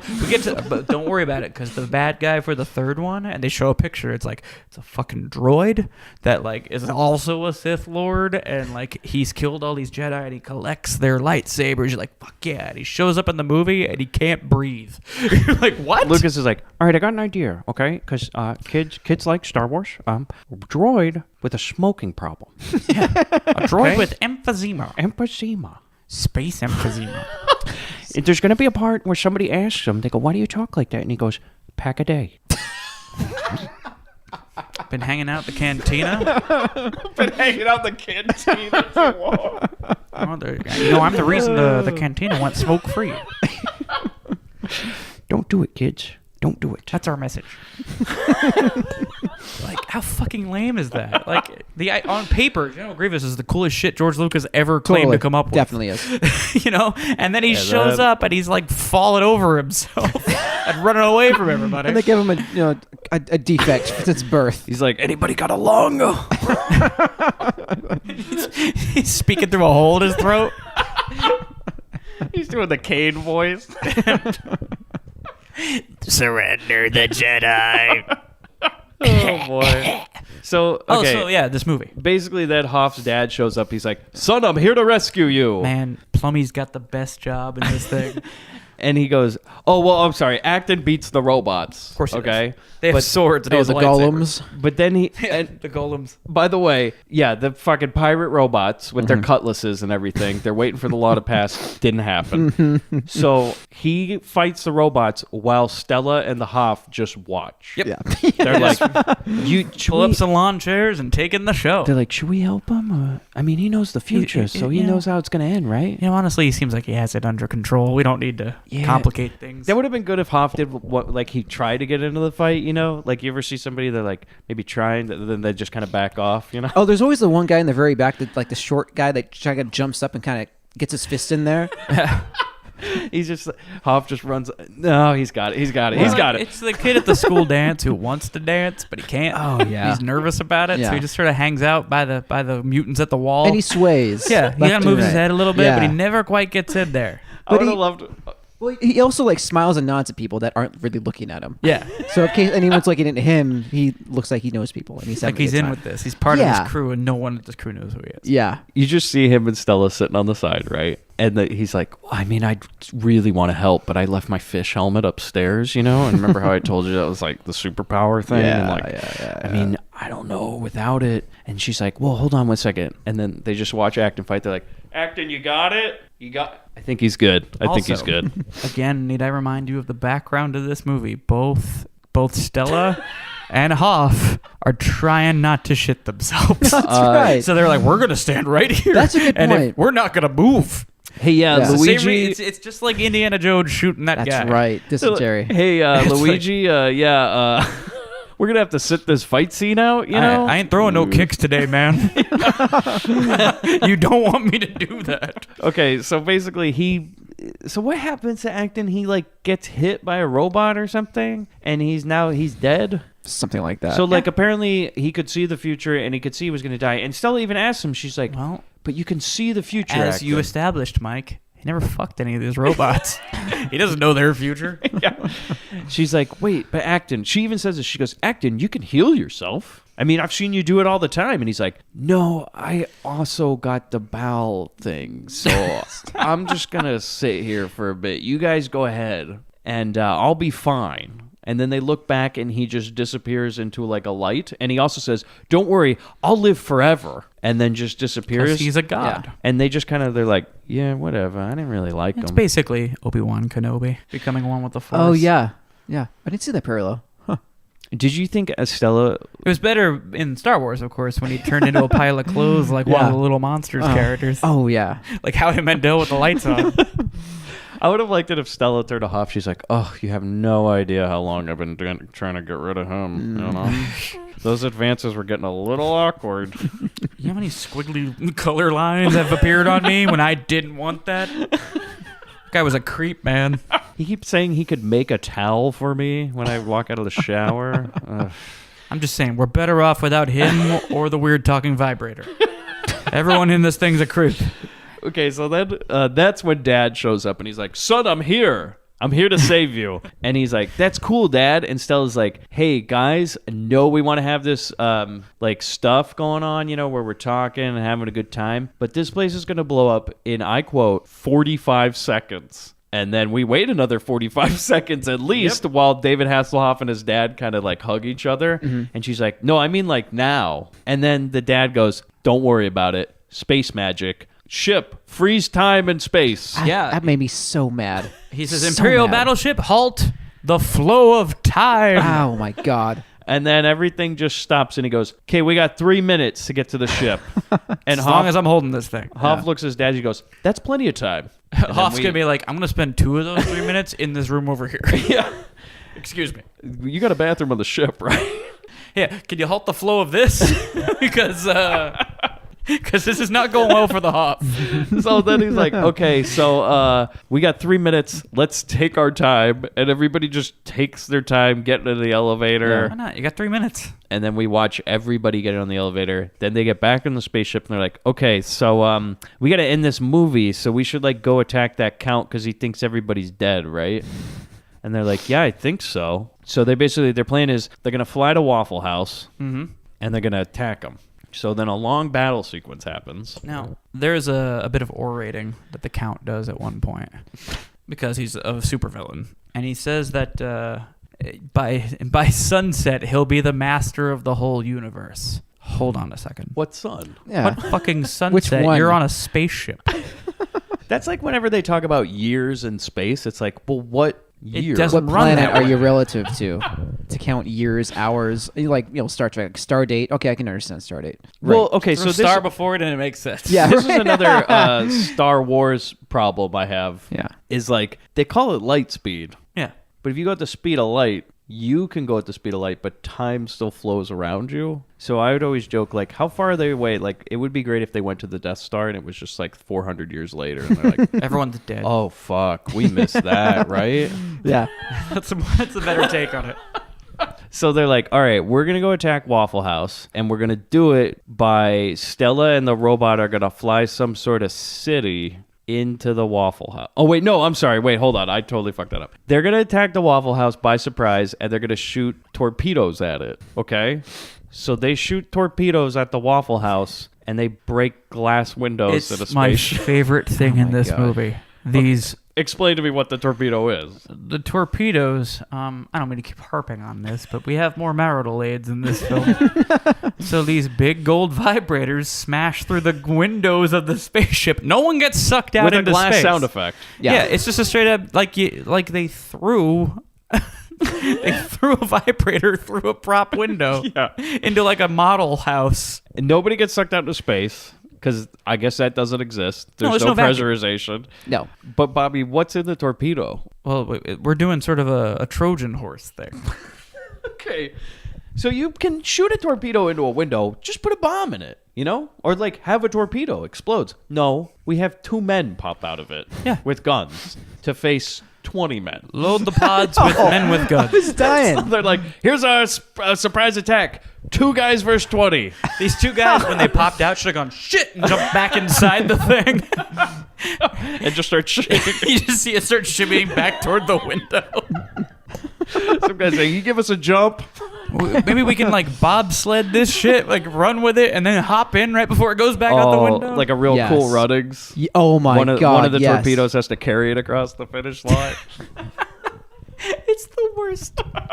It's hysterical. It is. It is the funniest part of that movie. I'm glad it's in the trailer. So if anyone wants to watch the trailer, you can see this bullshit. It's awesome. Okay, so they shoot a bunch of dildo men into Waffle House. The Attack of the Dildo Man. And they just all like di- the old Republic cereal. They all die. Because Oh, yeah. there's like 10 against 50. Because what chance do they have? And the count's like, 1 torpedo, 2 torpedo. They're all dead. And then he Space goes, lightning. guys, let's go make fucking waffles out of that commander's planet, right? Am I right? Waffles. And then they're like, well, he says it, we're going to get the Doom Machine and we're going to destroy that planet. I said Doom Machine, not Death or Star or anything like that. And I realize this looks like a war that is going on in the stars. It is definitely not. Yeah, if anything, I'd call it more of a star battle. It's almost a battle, but it's beyond that. Nope. Okay, so then basically the plan is they're going to do something with Waffle House, but then the Emperor... So we cut back and Christopher Plummer's like, okay, guys, we seriously need to end this movie. Because I got somewhere to be. Stella and the robot... Oh, but hold on. David Hasselhoff goes, I got a surprise for you. You remember your best friend? And she goes, oh, no. No. And then he comes out and he goes, hello. Get her down. He shows up. Larry the cable droid has returned. That'd be great if, for some reason, they painted a giant like lipstick mark over his lips. She's like, you're leaking white stuff. Yeah, don't talk about that. All right, so what is the plan here? We're going to fly some sort of fucking city into this Waffle House? This is fucking crazy. What did I wake up to, girl? Where How long was I out? Shit, if you say it's going to work. So they get on the ship that's a city, and they're going to crash it into Waffle House. And so they run it into Waffle House, and there's one point where the cow goes, wait, what the fuck's that city coming here? And the guy goes... Sir, we can't shoot it. It's, quote, too close. Sure. All right. And they're like, okay, fuck. We're not prepared for this. And Stella and Elle escape. Okay, so their plan is to just ram the ship into the waffle maker, right? Yeah. And how do they escape? They jump out an open window. Okay, I thought I was going to get that wrong. I was like, wait, was it just that there was something else to it, right? No. Because the window was already open. Jump out an already open window. Yeah. Yeah. And then Stella breaststrokes Yeah. through space all the way back to the Hoth ship. It's just like Barbarella changing in zero gravity. And he's like, Stella, it looks like you made it. What about that Texas robot? Did he make it? He's like, no, I'm here too. Oh, God. And then while she's floating through space, she hallucinates George Clooney. And then so the movie ends with they're all standing getting their medals. And Stella looks over to see Acton as a ghost. And he's standing there and everybody gets a medal and they do that song where like, jump, jump. Jump, jump, da da da da da da da da. Oh, I thought you meant jump in the line, like the end of Beetlejuice. Yeah. That would have been cool. Okay, I believe you. The worst part about the Return of the Jedi new cut is they took out the fucking Ewok song at the end of the movie. They did. That was a great song. Yes, like why cut that out? I love that song. Of all the shit in that whole series, that's the part that he was like, that part's kind of lame. Yeah, and okay, so my wife and I were watching it recently. Molly, who, like we said, like, Linda Blair, disappeared halfway through Grotesque, and we still haven't found her. We were watching that, and she's like, the fuck? They cut out my favorite song. And I'm like, wait, yeah, what happened to that song? Thanks a lot, Lucas. Man. Thanks a lot. Fuck you, Lucas. You're welcome. And then on top of that, he shits all over you by having fucking Hayden Christensen show up in Return of the Jedi. God. Rumor has it he's going to show up in one of the new Star Wars movies. No way. He goes, you remember me? And then Ray just looks at him and goes, no. I do not. No, but do you know what's really odd? Is that I have some sort of British accent, even though I'm from space, and nobody else seems to be from Space Britain. Just a weird coincidence, right? Perhaps me father's Obi-Wan. Yeah, they're like, well, she's not my daughter. I mean, I don't know where she got that fucking accent. Listen to her talk. Do I talk like that? No. See, I don't really remember how this movie ends. I think it just ends. Yeah, well, there's a monologue. They do the Star Crash. They call it that. We have our title appear at the end of this film. The whole idea of crashing a city into the ship is called doing a scar crash. Yeah, a Skarsgård. Yes. But yeah, they're like Al Pacino. We're gonna have to enact the Star Crash, and then they all turn and look at the screen. Well, and David Hasselhoff, the title comes across the screen. There's a part where David Hasselhoff goes like, "No, Father, we can't. A 4D attack." what do you mean 4D? 4D. Yeah, it means they're gonna spritz him with water, and you're gonna smell some things. Yeah, it's like at the fucking Universal show where they used to have Terminator 4D, and at the end the fake Arnold would show up in a motorcycle. They're like, "This is the 4D part, everybody. I'm here." Oh, that was great. And then the wall panels would turn, and the fucking T-800s would pretend to shoot at each other. Well, in Italy, they're still on 2D at this point. So, and when I saw that, I was like, "Is that really Edward Furlong?" You know what? It probably at one point At was. least half the time it was. Yeah. And no one cared. By the way, the floating city for the Starcrash looks like a rainbow Lego set. I really liked it. Yes. That was I great. thought it was cool, yeah. I want that set. Loved it. So they're Cheaper than the Millennium Falcon one, I'll tell you that much. Oh, yeah. Their literal plan is to, as you said, the title of the movie, we're gonna Starcrash into the waffle maker. We're not going to set the space break. We're just going to let it run in. Yeah. That's how we win this movie. And they do. And then, everything's cool. We're good. And Like I Christopher said- Plummer shows up to wrap it all up for us with a nice space bow. They all get medals. You should play the Christopher Plummer monologue at the end. Yeah, I'll Because it's the classiest He thing in this movie. owns it, too. He Yeah. fucking kills. Yeah. Because he's Christopher fucking Plummer. Yeah. He's Yeah. amazing, even in this horse shit. he was just like, yeah, I'm gonna do it. He's like, I got this, and he nails it. Yeah, he's like 10 grand a day, baby. This is what you get. You get a game plumber for that type of money. You do. You definitely do. And then he walked out. Okay, so recommendations? I didn't like it on principle. I just hate when they're. I just hate these blatant ripoffs or they're just cash grabs. They're so lazy. They just are shameless, and they try to like. Oh, I never saw the Star Wars. I don't know what this is. Like, shut up. You know exactly what you do. That pisses me off even more. They also Yeah, had it's understandable. a Yeah. thing that was a light Yeah. sword. Yeah. So on principle, no, I hate this movie. I wish I could burn the original negative. I want to find the director. Shit. I want to do bad things. Wow. To the film negative. Well, I personally, Chris, think that this is a great second entry into the Star Wars trilogy. And I'd say, watch this instead of Empire Strikes Back, you know? I mean, I'm interested in seeing where this goes once Ed McMahon shows up. No, I recommend it. It's a fun one. It's a good. It's a lot of terrible, cheesy fun. Yeah, it's rated PG. It's for the whole family. I'm with both of you in a sense because everything you said, man, is spot on. Like I totally. I understand. don't disagree with them. No, He's right. I know. I'm not saying you do, but as I've said on previous episodes, an earnest failure. You know, they're like, we're gonna do the most awesome fucking Star Wars ripoff, and then everything failed. Yeah. Like it's Good. awful.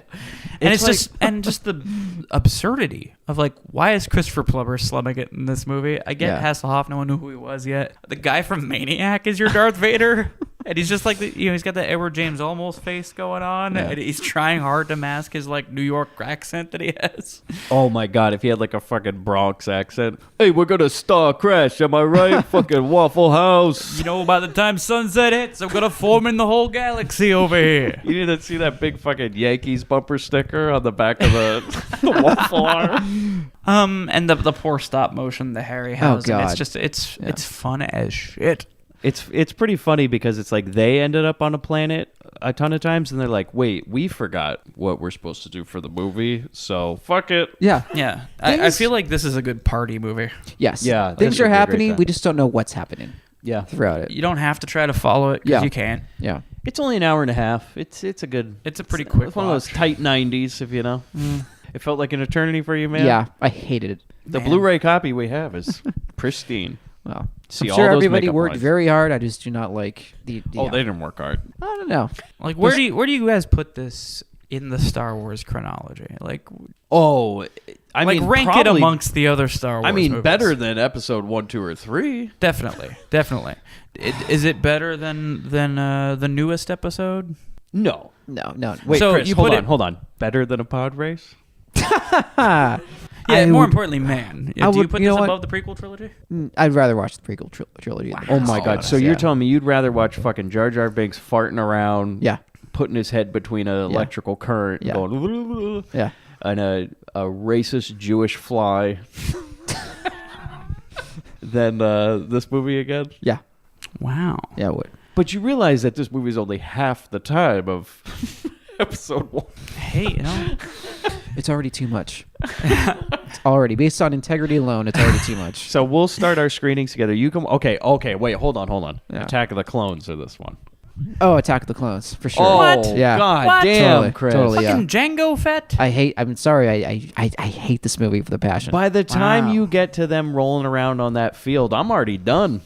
Like, I'm moving on to the next. I'm getting on with my day, you know? Sand is coarse and it gets everywhere. Okay, I agree. And I'm not gonna lie, guys. Next time I ride Star Tours, I'm kind of hoping I get the Star Crash. Like suddenly we go and we stop, and there's the fucking Waffle House. Could you imagine if all of a sudden the thing goes down and instead of 3PO, it's like, hey, I'm going to be your Star Tour today. We're gonna get her done today. Don't mind that vibrating. Just a side effect. Oh, I'm a bitch just like the other one. Joe Spinell coming out. Yeah, we got a rebel spy on this thing. Yeah, we do. Yeah, hey, I think we got some Mets fans up in here. Some fucking Boston people up in this ship. See this kid? Probably likes the Mets. And the Some dick. tourist. It's like some 8-year-old. Yeah, they do the still photo. Yeah. It's just like, look at this guy. What is this, Larry fucking Bird on this fucking thing? Am I right, guys? Oh, I bet this guy likes fucking deep dish. Am I right? Anyway, go buy a DVD of Maniac. I'm better than that. Well, I cut them women's heads off or something. Maybe not I think you, I Mets saved fan. their hair or something.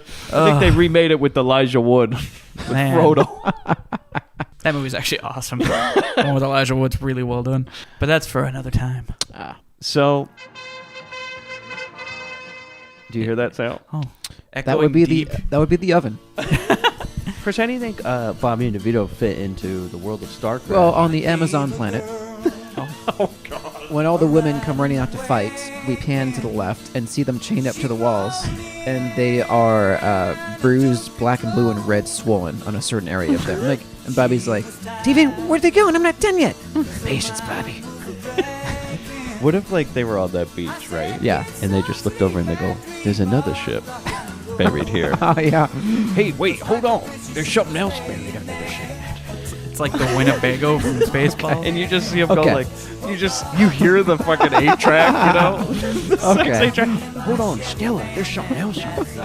I'm changing my answer. So when Elle and Syl's lying on the snow, on her back, all of a sudden you see this orange poof come up from the snow, and a hand Like goes Freddy's up. glove in the Yeah, bathtub. and a hand goes over her mouth, and she just gets sucked down into the snow.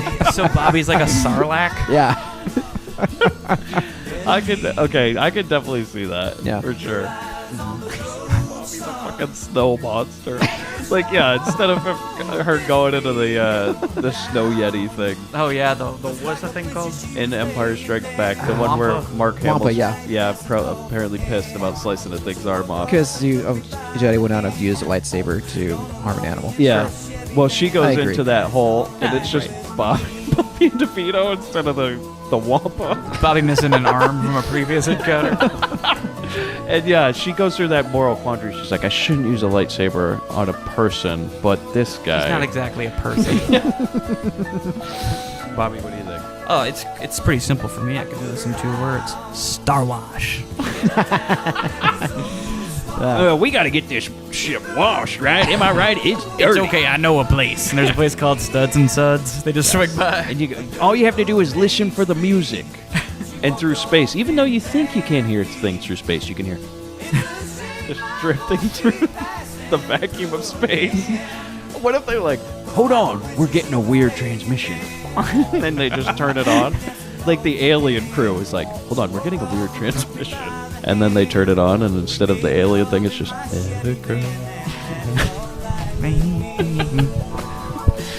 I'm sorry, that was it? It was Space Wash? Yeah, they're running a car wash in space. Well, I'll finish mine as I think. He goes, hold on, there's something else under the sand. And it goes open, and then all of a sudden, you see this bubble window. And you see Bobby pounding up against it. And he goes, hold on, I better let him out. And then you just see the back of the van doors fly open, and water just spray out, and Bobby just rides it out like a water slide, and he goes, you understand? Water slide. How long was he trapped in there? Did he have to cut open DeVito and crawl inside him? Yes, he did. And I thought he smelled bad on the outside. Yeah. Bobby, you're going to have to climb inside me for warmth. I could definitely see though they're like flying around space, and all of a sudden they're like, "Oh no, pirates!" And you just hear the Sammy Johns song. They got the tractor beam on us, and it's a very phallic shaped beam pulling it in, backdooring it. No, Get it, DeVito. Get it. Well, Another one in the bin. anybody got anything to add? No. no, this was a good one. This was fun. So I guess you can hear our other December episode on the Patreon being released on Christmas Eve. Absolutely, and I gotta tell you, I'm not exactly heartbroken that December had to end a little early. Yeah. Yeah, neither am I. Yeah, I was almost going to have to mail out December ornaments, which I do not want to do. And I'm so glad we already recorded that Beverly Hills Vamp episode. Yeah. Like, we don't have to watch the movie again, right, guys? Yeah. That is goddamn. I'm bummed we had to, but You know, it's so glad that December is behind us and we'll never have to watch another Eddie Deason movie who'd have again. known that the greatest gift we could have received was from Eddie Deason? Yeah. Yeah. And I think Hughes was on that episode. Yeah. Right? You guys remember him there? Yeah. Yeah, probably. Yeah. Was that one man showed up too? No, I don't recall. Yeah, the gang was all there for that. I was one. there, but I wasn't present. I know Mike and Bobby were there. Of course, they're always there. But really, what I liked about that episode, which, get on our Patreon if you want to hear it, was that the two Chris's really carried that episode. Yeah, I was so surprised I that couldn't man believe showed it. up with all those notes, and he was like, I'll do the whole movie. And he narrated the whole thing for us. It was really crazy. Like when you started to get into the background, he went, Mike, shut up, I got this. Yeah, you're and welcome. then that you gave it a hard recommend at the end. I mean, wow. I gave it a hard something. Yeah. You sure did. Well, you can find us at grindhousefilm.com. Twitter, we're at GrindPod. Facebook, Grindbin Podcast. Chris runs the Grindbin Podcast Instagram. You got a lot more followers recently and people messaging you. Yep. Somebody just wrote legal I didn't on the understand comments that. the other day, and I was like, what the And then someone else wrote another thing, and I went to their page and just like some beauty site, I think. Oh, It so was legal. So it was Spammers. spam bullshit. So fuck you, you're getting deleted. Whoa! I thought it was somebody choosing to represent us in case we get sued. I just want you to know, I got you guys. Yeah, that's a good way. Instagram lawyer. Legal. You've heard of bus lawyers, or bus bench lawyers? Have you been Instagram injured by a lawyer. podcast? There's just guys like Abogados? lawyers that just go on people's Instagrams and comment, go, legalo, legal. Better call Bobby. Accidente. 1-800 Instagram. You're like, I didn't think the episode was that bad. That's You've the clearly news. been in an accident. You need representation. Yeah. That's the new spam. Yeah.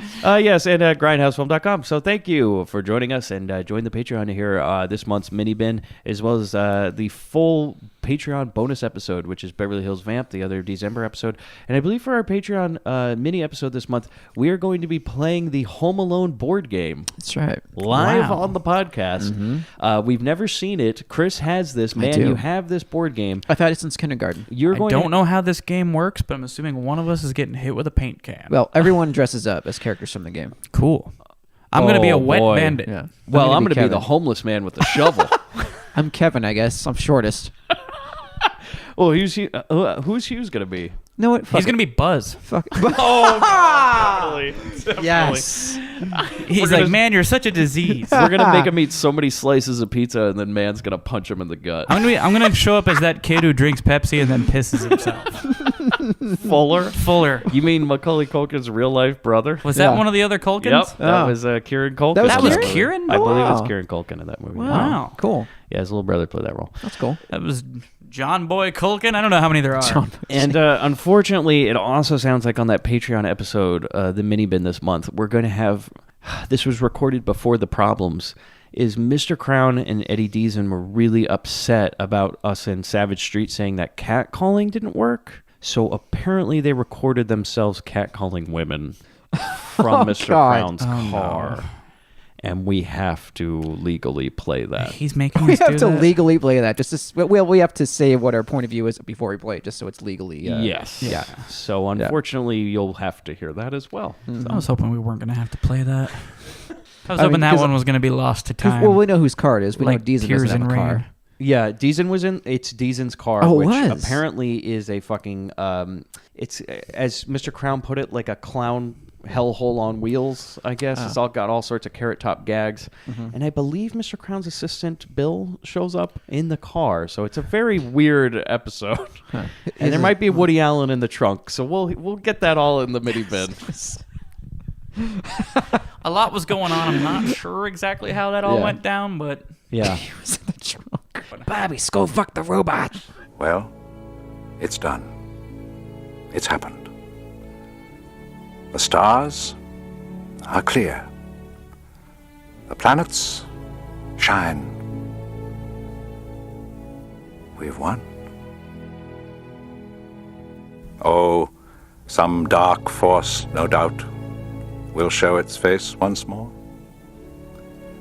The wheel will always turn. But for now, it's calm. And for a little time, at least, we can rest.